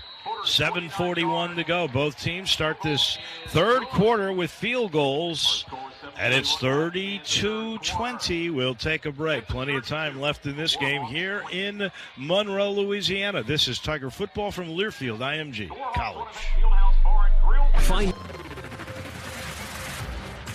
7:41 to go. Third quarter. Both teams have come out, marched down the field, and come up with field goals. Tigers got a 50-yarder from Riley Patterson. This time it was Jared Porter at the end of a 10-play drive, 63 yards, 4:16 off the clock. He got a 29-yarder. We're still impressed with Caleb Evans. He has 209 yards through the air, 17 of 29, and now he's got 156 rushing yards. Oh, that's wow. Pretty impressive right there. And that's, 2 games in a row now that a back has gone over 100 yards against an Adam Fuller defense. That doesn't happen often. But you had the back McKaycow from Navy do it out of the triple option. He had 101 yards last week, and now we've seen Caleb Evans, who's a quarterback, and most of his yardage has come off the scramble. Well, the odds are pretty good they're going to get 2 100-yard rushers in this game. Yeah, because the other kid, Josh Johnson, the running back, is having a good game as well. But both those guys are rated highly nationally among the nation's leaders in what they do. So Tigers defense is getting tested. It is bending. It is broken a couple of times and given up a couple of touchdowns, but Memphis offense is clicking. Let's get that clarified. Evans has 57 yards, 156 is the team total. Okay, thank you. So, but Josh Johnson had 54 at the half, so I thought he had a couple longer gains there, but he's run side to side, going more than 100 yards. He's been pretty amazing. Can the Tigers answer with some points here? 7 would go a longer way. That is for sure. I'd really like to see a run back, a good run back. Don't have to score on it, but get a really good run back on this kickoff. Gibson and Watkins are back deep, and Porter's been pretty good. Or Meeks, I should say, and he's kicked it into the end zone. This is 3 yards deep, and Gibson's going to run it out 10, 15, finds a hole near the 20, runs over a guy at the 25, and finally he's brought down, I should say, at about the 27-yard line. There was some heavy hitting there, and I'll tell you what, Antonio Gibson does not mind giving or taking a lick. No, he doesn't. He knew it was coming. They knew it was coming. They met at about the 25. He lowered his shoulder and got some extra yardage, got a couple of more yards. Antonio Gibson is not one to shy away from contact. He's a big kid. He's 6'2", about 215. He got 2 more than he would have had he taken the knee. Gainwell in the game is the running back to the left of the quarterback. He trips to the right side, and Magnifico lines up tight end left. Here is the snap. And it's a little read by Brady. He throws left side. He's got Magnifico wide open. And he's got to dive to make a catch at the 35. They say it's incomplete. It was a bad pass. Honestly, one of the few by Brady White. And I'd love to see if he got his hand on it. Let's see if they're going to. Man, that's tough. He may have made that catch. Let's see if Mike's going to challenge this. He may not. That's tough. They're lined up like they want to run the play, but Brady got hurried on that play. Second down and 10 from the 27. Here's the quick snap, and they give the ball, and he is in trouble, and he got away. 25-30 down the right side, has the first down across the 40-yard line. I do not know how in the world Kenny Gainwell got away, but finally Tyler Glass got him, but he must have broken away from 3 guys. He's got 18. He's over 100. And it's a first down for the Tigers at the 45. What a run by Gainwell. That was a Harry Houdini. Left side, tight end right. Here is the snap. It's a read. They give it to Gainwell, and he gets to the 50-yard line. Has 5 more. That was one of the great runs you will ever see. That was a Harry Houdini. They had him totally in a straitjacket back there, and he got out, spun out, and then sped out for the first down. Laurent Shaw, who was the nose guard that was hurt earlier, was the one that made the stop there. 6:38 to go, third quarter. 32-20 U of M, second down and 5 right at midfield. Ball's on the far hash, that's the right side. 2 left, 1 right, tight end on the right side as well. Pistol look with Gainwell, who now goes to the left of the quarterback. Here's the snap. Brady rolling to his left, throwing, has a man wide open at the 30. It's Gibson. Cuts to the middle, 20, 10, running to the right side, into the end zone. Touchdown Tigers, 50 yards.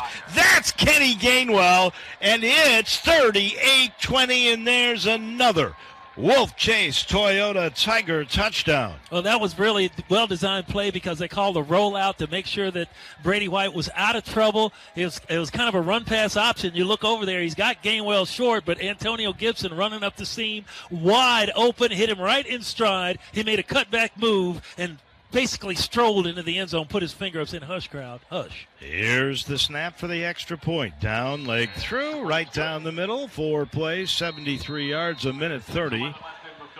And the 50-yard catch by Gibson. Gainwell now 3 straight 100-yard games. First freshman ever to do that. And the U of M equals their biggest lead of the game. 39-20, 6:11 to go in the third here in Monroe. This is Tiger football from Learfield IMG College. Welcome back. 3 possessions here in the third quarter. All have resulted in points. No doubt about it. 6:11 to go. And the U of M's equaled their biggest lead. 39-20. Still just barely midway through the third quarter. The stars in this game, well, Kenny Gainwell, 121 yards on the ground on 10 carries, 42 reception yards on 3 catches, 163 all-purpose. And And now Brady White, 14 of 18. He only missed 4 last week, too. 247 yards, 3 touchdowns, no picks. That's similar to what he did for the whole game. Well, you know what? Navy. This is the most accurate I think he's been on the road. We got a quarter and a half to go, too. We got a full quarter in the rest of this quarter, which is at the 6-minute mark. Well, 6:11. A stop would be pretty good. The fact that the U of M punted only 1 time in this game so far. And they've hardly had any third down plays. They just keep getting big yards all the time. Getting chunk yards. That's exactly what they're doing. Tiger fans are getting smart on the other side. They're moving over here in the shade as the shade starts to come over this side of the stadium. And they're having fun down here, the ones that made the trip down to Monroe, Louisiana. Tigers already have 440 total yards. Here's the run-up from Riley Patterson and the kick, and this one is a yard deep. It'll be returned to the 10, 15, and spinning is Jordan Oliver to not the 18-yard line. Take it back, Isaiah Phillips, and he's down about the 18, and that's where the Warhawks will start their second possession of this second half. They did have a nice 4.5-minute drive. It resulted in 3 points on their first possession. Hey, they haven't punted very much either. We talk about Adam Williams only once. Jared Porter's only 2 punts in the game. Yeah, that's how explosive their offense is. It's a very well-conceived offense, and they've got the players, Dave, to pull it off. That running back and that quarterback, the tight end Peterson makes catches when you throw it to him. Another challenge for the Tiger defense as they come out right now. Everett Cunningham lining up at one of the defensive end spots. They're going to give JoJo a timeout on the field. Our timeout. Official timeout for something. Yeah, it's interesting. Our spotter Danny O'Brien pointed out last. They don't have the yard marker up. That first series, the yard marker. I think they had a chain problem, so they had to fix it. Now they're figuring it out. The last series, which was really the first of the second half for the Memphis defense, they used most of the second line defensive fronts. And that's the depth that you've got with this team. And, if you do give up a score, you made them go the long way, and you got your starters a break. So they're back out on the field right now. I see O'Brien Goodson out there and several others to start. Tim Hart's Everett Cunningham's out there as well, but he's been a starter in this game. Mm-hmm. Here is Caleb Evans. Sends a man in motion. It's Marquise McCray. And they fake it to him. They give it to Josh Johnson, and he gets hit in the backfield, lowers his head, and gets back to the line of scrimmage, maybe a half a yard. Second down and long coming, and that was Everett Cunningham. We just mentioned him, who made the stop. He's coming all the way from his left defensive end spot to make the tackle on the right side of the line. So that's a good hustle by that young man. Josh Johnson is hurt. He is limping off the field, and they've just brought back in Isaiah Phillips. Josh Johnson has just been getting battered every time he touches the ball out here, whether he's got it or not. Trips left, one right, and that one is blanketed by T.J. Carter. Here's the snap. They give it to Phillips. He tries the left side and makes a man miss. Gets the first down right at the 28-yard line. Man, that was a great lateral move by this redshirt freshman. He came into the game with only 73 yards, but he's had 2 or 3 really nice runs. Landry Thomas finally put him down. Yeah, he did. He made a great cut at the line of scrimmage that got him free, and then he used some speed to pick up that first down. They've got good players here. They got good offensive line play, too. Yeah, I got to tell you, that lateral technique they use is pretty impressive. 2 to the right, H-back on the left side. Pistol look this time for Evans with Phillips behind him and to the left. Here's a quick pass. It's to McRae. He's got it at the 30, and he's run out of bounds at about the 37-yard line. So there's a quick 8 or 9. It'll be second down and short. That second, that is just. I thought he got the first, but no, they got him out of bounds just before. So they have a third-string wide receiver in there, Waquan Bloomfield, and he played a nice lick on the U of M. So here is second and short with the ball right at the 37-yard line. Here's the snap, and they give the ball to the running back. Phillips was able to duck under 2 Tigers and reach the ball out and pick up the first down at the 38-yard line. Tim Hart got him, but, man, that could have been a loss. That was a heady play. He stays in the game. Yeah, Phillips. It was just he got the Tiger defensive lineman. I don't know if that was Bryce Huff or O'Brien Goodson. It was beating off a block, got off the block, but he was kind of stood up straight, and the running back was able to sneak up under him and pick up the first down. 39-20, Tigers, 4:05 to go, third quarter. First down and 10 at the 38. Handoff Phillips, makes a man miss, gets across the 40 all the way to the 45-yard line. And he is hard to bring down, too. Bryce Huff got him. Somebody missed. He had him dead to rights, and he just slipped away. It was Tim Hart. He just ran right away from Tim Hart. That was one tough move.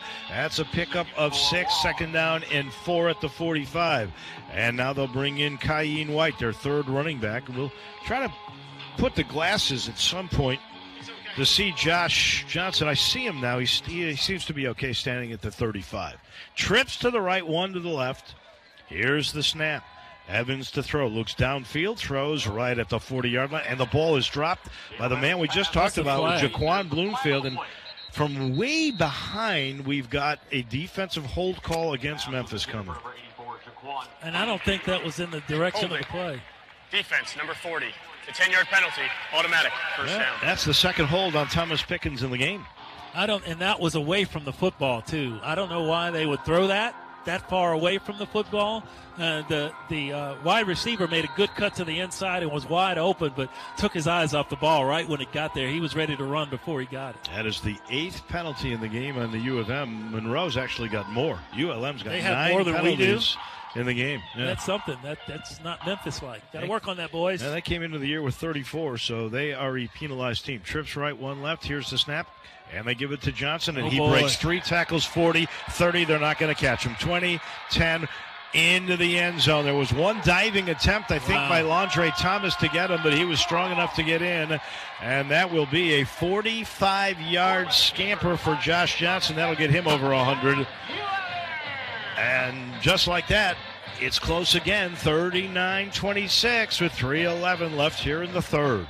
That was just pure speed and strength by that quarterback. What a great play as he made 2 men miss at the line of scrimmage, then cut it to the outside and used his speed. Leandre Thomas caught him at about the 5, but he was able to slip inside of him and get into the end zone. Excellent speed and strength by the quarterback. You got to keep scoring against this team because they're not going to stop.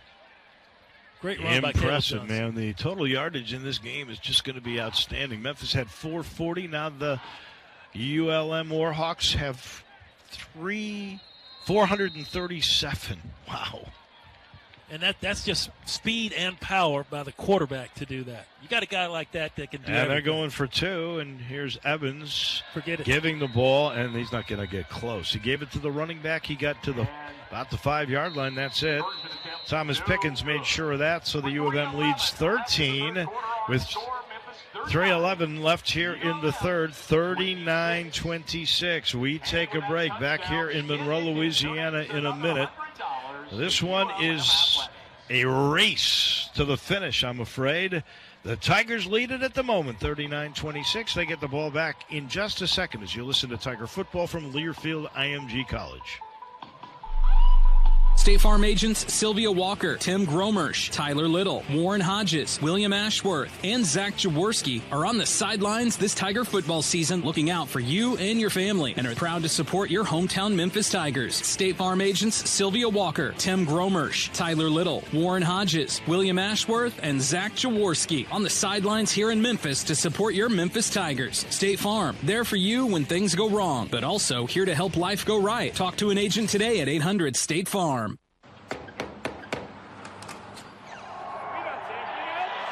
Upon official review, the ruling on the field stands. First down. We deliver jerseys, funny foam fingers, and everything you need to get ready for the game. But what you really get when FedEx knocks on your door is so much more. FedEx Delivery. Game day spirit. What we deliver by delivering. We got an offensive performance, a showcase, you could say, going on here in Monroe, Louisiana. 3:11 to go third. Memphis leads at 39-26. This kid, Caleb Evans, 320 total yards already. We're still in the third. Here is the run-up and the kick. Meeks will kick this over the head this time of Antonio Gibson out of the end zone. It will go. The Tigers will start at the 25. Evans, 18 of 30, 218 yards and a touchdown, 14 rushes, 102, 2 touchdowns. He averages per game 221 through the year, 265 total. So he's really hurt the U of M today. And Josh Johnson, their other running back, is closing in on 100 yards as well. He's 6 shy. Watkins in the game is the running back for Brady. We got a 2-back set. You got to keep the pressure on offensively because this ULM group can score. Watkins and Samuel flank the quarterback Brady. He is going to give the ball to Samuel, and Samuel will run off the right guard and get about 3 or 4 to the 28-yard line. Ty Shelby, the defensive end, a junior for ULM, makes the stop. All right. So Memphis trying to keep moving the ball. 4 yards on first down is not bad. You want to keep that deal. You want to keep the sticks moving, keep the chains moving, and take some time off this clock. Second and 6, they say at the 29 on the far hash right side. Trips to the left. They're bringing pressure. They show a whole bunch. He's checking. And he's checked the play. Long count. Now they send a man in motion. It's Watkins. He's to the left of the quarterback. We've got a flag flying everywhere. We outthought ourselves that time. False start. Offense. Number 53. 5-yard penalty. Second down. So that'll be on the captain, Dustin Woodard, who's really had a very good game until then. He's had 2 or 3 critical blocks on big plays. So they'll back this thing up now to the 24, second down and 11 there. Tigers had 1 touchdown where they had 3 penalties on the possession. Yeah, they did. Trips left, here's the snap, and they throw right side out of the backfield. Watkins makes the catch and absolutely gets crushed. Right near the original line of scrimmage. He may have gotten 6 there. Corey Strutter, there's the kid from Monroe that Memphis really liked. Tops in interceptions and also passes broken up for the Warhawks. He knocked him down. It'll be 3rd down and 9. Under 2 minutes to go in the third, and the Memphis lead is 13, 39 to 26. Trips left again.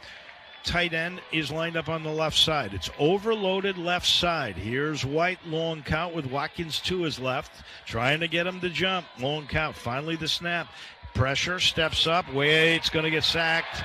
Back at the 23, and Memphis is going to have to punt for the 2nd time in the game. That was the classic coverage sack right there. Everybody covered. I was watching the receivers get downfield. Nobody could get free. Brady tried to step up, and then when he tried to decide to run, it was too late. And he tried to let them get open, but they never did. Donald Lewis, their top sack man, gets his first sack in this game. That's the first sack on Brady. And here's Adam Williams, who had, in the first half, 1 punt, 45 yards. He's standing inside his 10. And here is the kick. It is high. It is a spiral. And it will come down inside the 40-yard line and roll the Tigers' way inside the 35 and out of bounds. Well, I thought he gets right at the 35-yard line. So a decent kick, not a great kick by Adam. It'll end up being 42 yards, no return. And the Warhawks will get the ball with 50 seconds remaining here in the third, and they trail by 13, 39-26. That's the first time in a long time we've seen what basically was a 3 and out. It was a couple of a false start, and on that particular drive that took Memphis out of a chance of getting the first down. Can't afford penalties. You just can't afford them. They're all at inopportune time. Josh Johnson in the game behind the quarterback. They got a man in motion, and they fake it to him. No, they gave it to him, and he's going to try the right side, and good cut. He makes a great move. Got by a Tiger across the 40 all the way to the 45. That was Marquise McRae. He does do a lot of jet sweeps. That's his 4th carry this year, and that's good enough for 11 yards and a first down. And I got to tell you, he made Joey Bryant totally whiff. Yeah, he totally did, but he made some great moves out there. He's very shifty, and they're picking up yards in chunks right now, this ULM team against the Tiger defense. One right to the left of the line, and they hashed a H-back left, and here is Evans to throw. Here's he lets it go, and it's incomplete. Right at the Tiger 45, Bryce Huff with a hurry there. That is his 5th quarterback hit, at least, and he leads the team in that department. That was a good outside rush by Bryce Huff. The quarterback was winding up to throw one deep, and Huff caught him right as the arm was going forward. Big lick and a timely lick by Bryce Huff. 21 seconds left in the third. 39-26 Tigers. And Evans will have a 2nd down and 10 at his own 46-yard line. He's got trips left and 1 right. And he's got Josh Johnson to his left in a shotgun. Here's the snap, and this time they give it to Johnson, trying to turn the corner right side to the 50 and no more. Shoved out of bounds beautifully that time by Tyrez Lindsey. Tyrese coming up from his safety spot. He was the last man over there to get him out and did his job, got him down. But these guys are shifty, and they're starting to pick up some yards going outside. They haven't gotten a whole lot up the middle, and now we go to the final quarter of this football game with Memphis up by 13. Matt Viator decides, what the heck, we're gonna let the clock run out, and he does, and so we've come to the fourth and final chapter. Memphis clinging to a 13-point lead. As we start the fourth, it'll be 3rd down and 6 for the Warhawks right at midfield. What a game here in Monroe. This is Tiger. 3 quarters in the books, and we've got a lot of offense. 39-26 Tigers. U of M with 443 total yards. Louisiana Monroe 452. We're approaching the 900-yard mark. It's brought to you by yards? Yep, brought to you by your Mid-South Chevy dealers. Get behind the wheel and see for yourself why Chevrolet keeps collecting award after award. Drive one home today. Find new roads at your local Mid-South Chevy dealer. Tigers have to shut down some roads here. ULM will be going right to left on your radio dial, and the U of M's got to stop them here. They have a 3rd down and 6 right at the midfield stripe, and we have found that the Warhawks are tough customers on offense. That is for sure. They had their first stop, only the second punt of the game, but the first stop in the second half, the last time the Tigers possessed the ball. Yeah, Memphis went 3 and out basically, and they hadn't done that pretty much the whole game. There's only been one punt in the first half, and we just had our first punt of the game in the second half here by Adam Fuller. So now the Tigers got to get something going. The Warhawks are proven to be exactly what we were advertised as them being. They're very, very good offensively. Their defense can give up some points. Well, their defense needs to give up some more points when Memphis gets the ball. ULM 4 of 9 on 3rd down conversions. And the interesting thing is Memphis hasn't had many opportunities on 3rd down. They've gotten so many big plays. Earlier, they've only had 5 3rd down conversion attempts, and they're 2 of 5, 40%. 3rd and 6. So here's 3rd and 6 at the 50, and the U of M needs to stop here and make them punt, just like the Tigers had a punt on the possession before. They've got a tight end lines up as a receiver right side. They got 3 receivers on the left side. The running back is to the right of the quarterback. Here's the snap, and Evans wants to throw. Comes left side. Catch is made right at the 45, shy of the first down. They went to a tight end, and, man, did he get hit.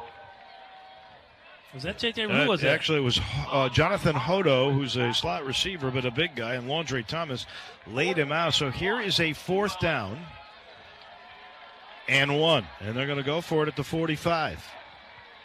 Big gamble here by their coach. They got 4th and inches earlier, and they went under center. They do the same thing with Evans, and they pitch it left side, and a first down is made, and more down across the 40 to the Tiger 35-yard line. That time was Josh Johnson. He got enough yards, and I think that 11 is going to put him over 100. They have 2 100-yard rushers in the game, and they're 2 for 2 on 4th down. They came into this game 4 of 10 on 4th down. Well, that was just a really good play call because Memphis had been shading inside all game, and they were able to get the quick pitch to the outside, take advantage of all that mess in the middle, staying in the middle. So they will put Evans in a shotgun. Here's the snap. He gives it to Johnson, who tries the left side. He'll get 3, maybe not even that, to about the 32-yard line, just a couple, and that time 2 or 3 defensive front men came up and just shut the door on Josh Johnson. Up gut goes Josh Johnson. That's what Memphis has been pretty good up the middle, and they try to test that up the middle. Of course, you have to do that every now and then, but they've been getting their yards going outside. Let's see if they do it again on this 2nd down play. 2nd and 8 with 13.5 to go in the game, and Memphis clinging to a 13-point advantage.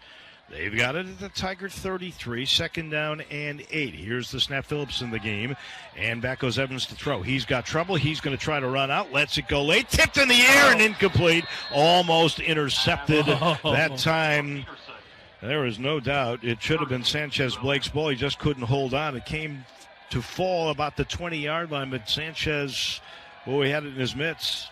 That's one of those where he was at a full-on dive to try to get there, and he did have both hands on it but couldn't pull it in before he hit the ground. So the clock is stopped with 13:16 to go in the game, and here's the 3rd and 8 for ULM at the Tiger 32-yard line. It's on the near hash. Evans has been very good on third downs. Trip receivers right, H-back right, Cayenne White running back. Here's the snap, and they give it to White, and he goes nowhere. To the 31 for 1 yard. 4th down and 7. Quindell Johnson, the kid from this state, from New Orleans, makes the big stop with 13 minutes to go here in the game. It is 4th down and 8. They don't even give him a yard.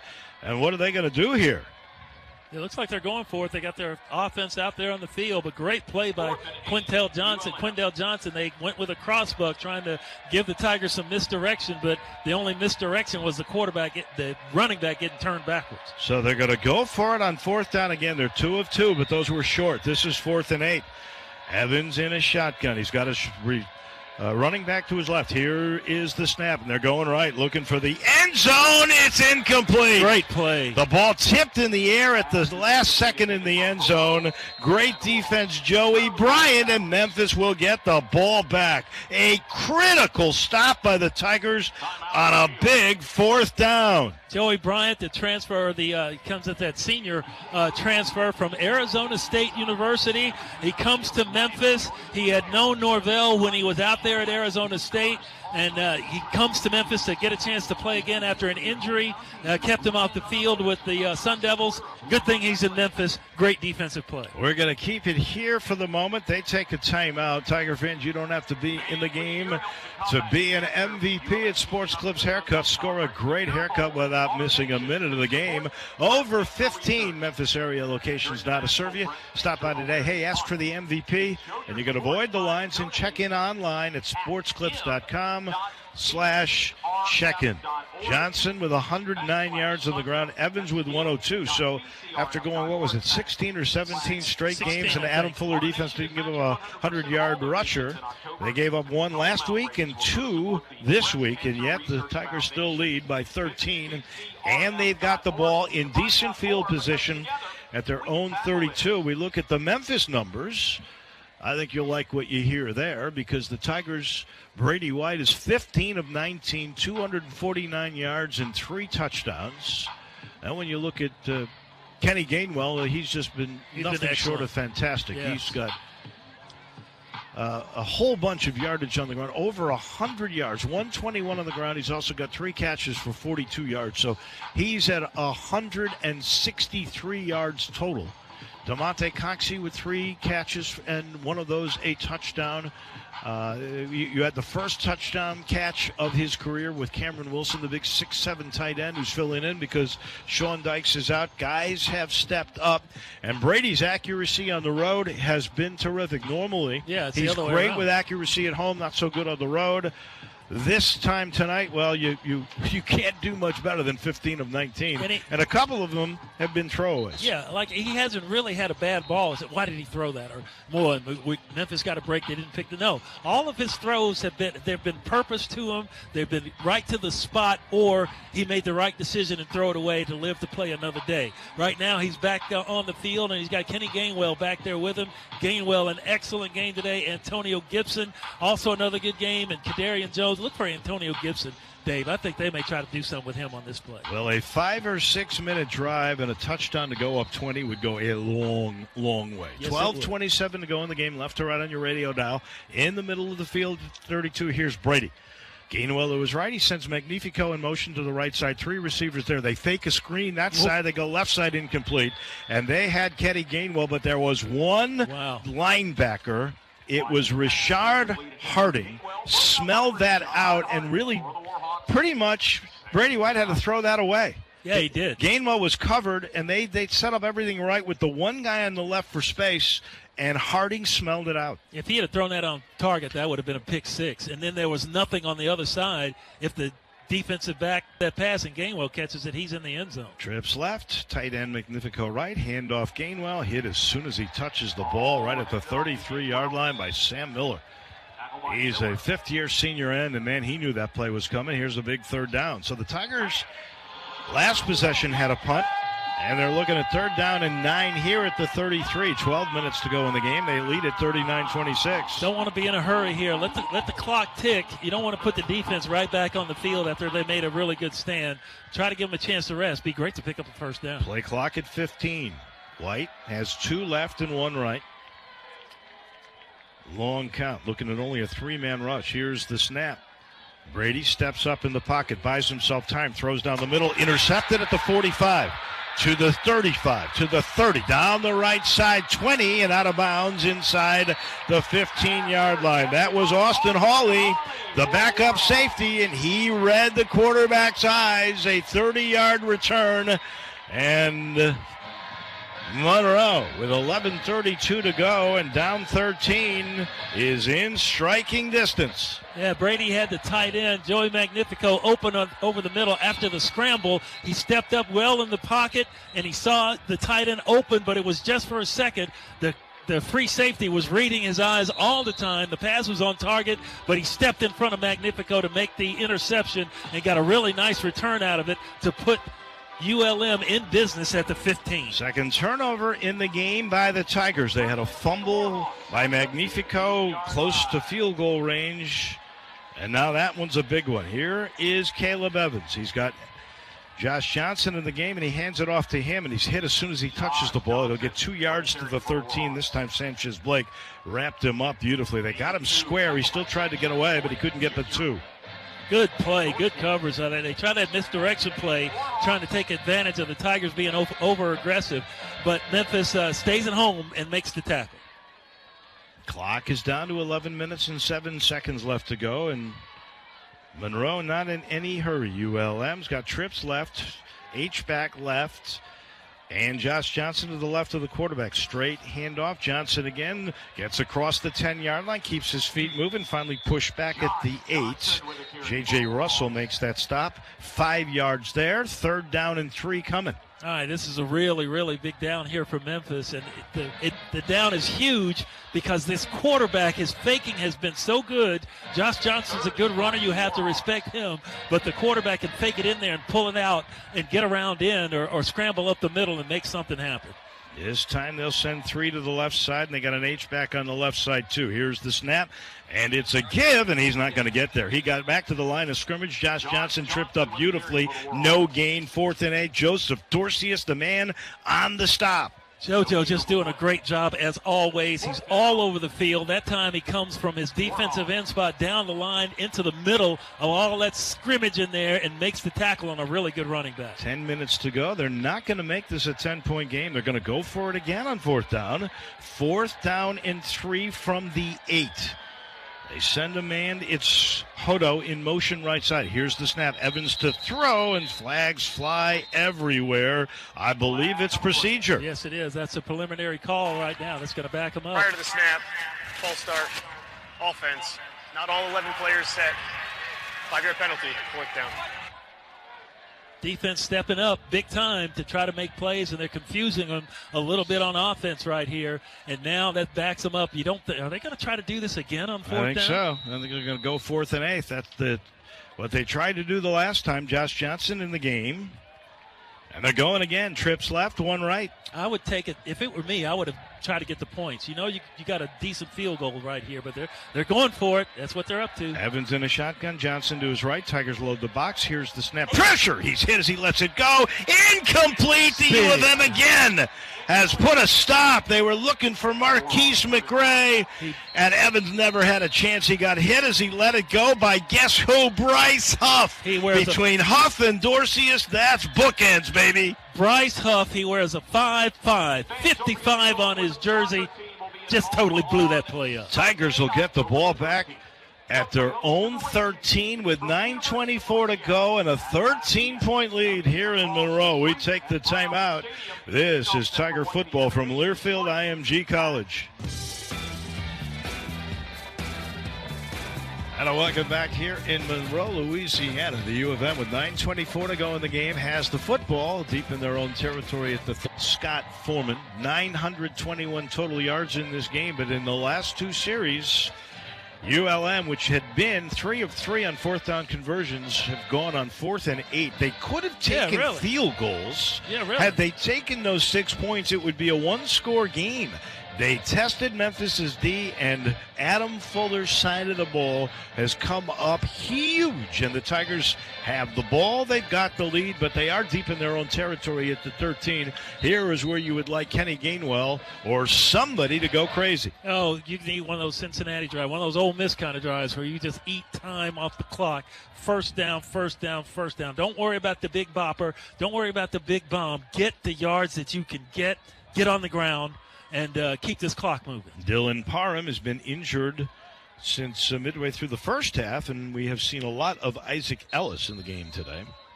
Norvell's very, very, very happy with his young bucks, his recruits out there coming into play. Gainwell, your running back. Ball's on the left hash. That's the far side on the 13. They send Jones in motion, fake it to him. Brady's going to throw. Rolling to his right, throwing underneath. It is incomplete. He was looking at Gainwell. He threw it at his ankles because he was well covered that time by Laurent Shaw, an up man. And it'll be 2nd down and 10. The worst part about that is it also stops the clock with 9:19 to go. And those numbers for Brady, which at one time were in only 2 or 3 misses. Now he's 15 of 22. He's missed, let's say, his last 3 or 4 passes. Yeah, but a couple of those were on purpose. So you got to credit the ULM defense for that. Still, I would like to take some time off the clock, running the football. 2 back set, flanking the quarterback. Here's the snap, and they're going to give it to Gainwell. He'll try the middle. He'll get to the 15 and no more. It'll be 3rd down and 8 after the 2-yard pickup. And the clock continues to run with 9:08 to go in the game. That was Rashad Harding. He's had a good game. He's their 4th leading tackler, but he's really made big plays for them.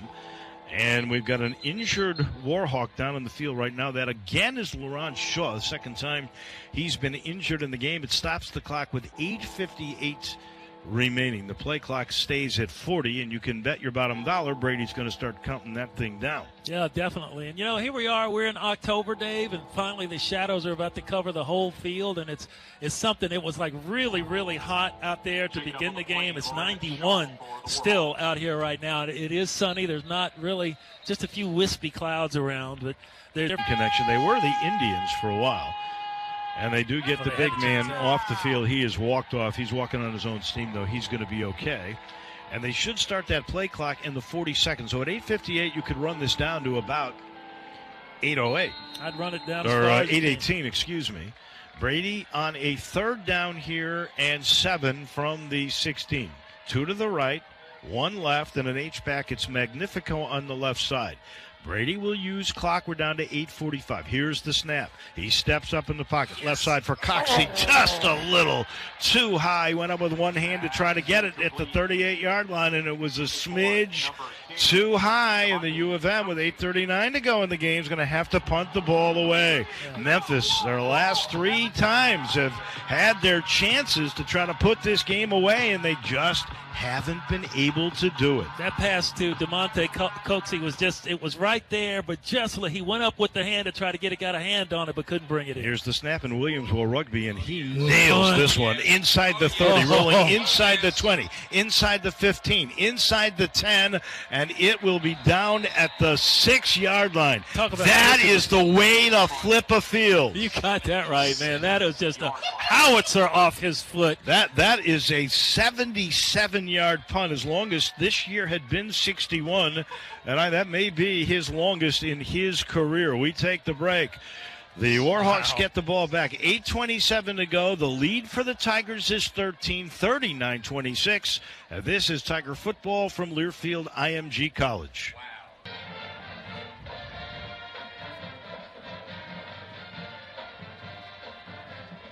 Sandwiches or coffee at the store in East Memphis on Poplar. Einstein Brothers Bagels. They are proud supporters of the Tigers.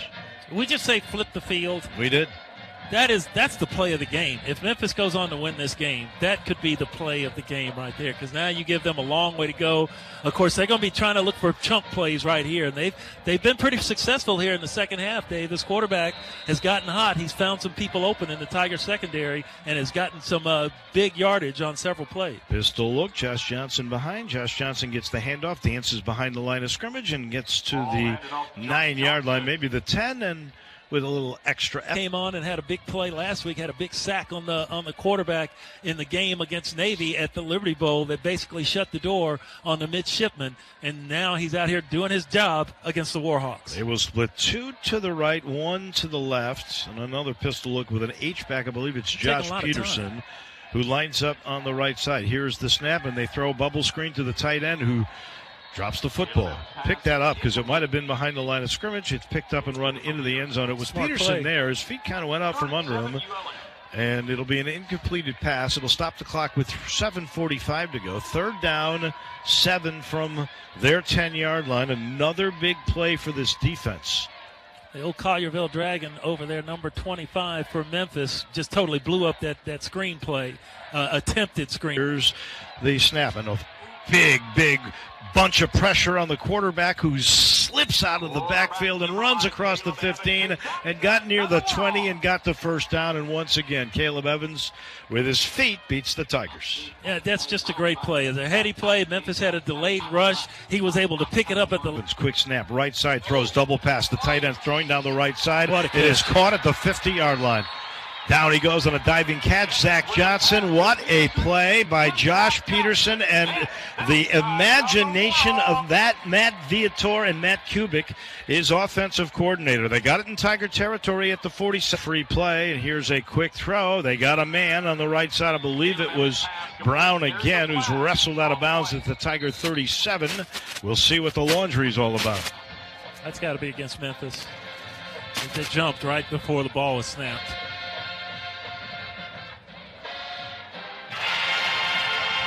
Offside. Defense, number 90.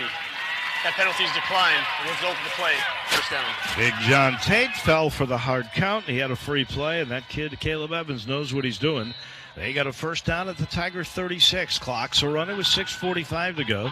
The good news is the Tigers' lead is 13. 2 to the left, 1 to the right, and H-back now on the right side. Here's the snap, and Evans to throw. Looks right, throwing right, man wide open. Nobody near him. Caught by Lamb. That'll be a touchdown, and they are right back in this one with too much time.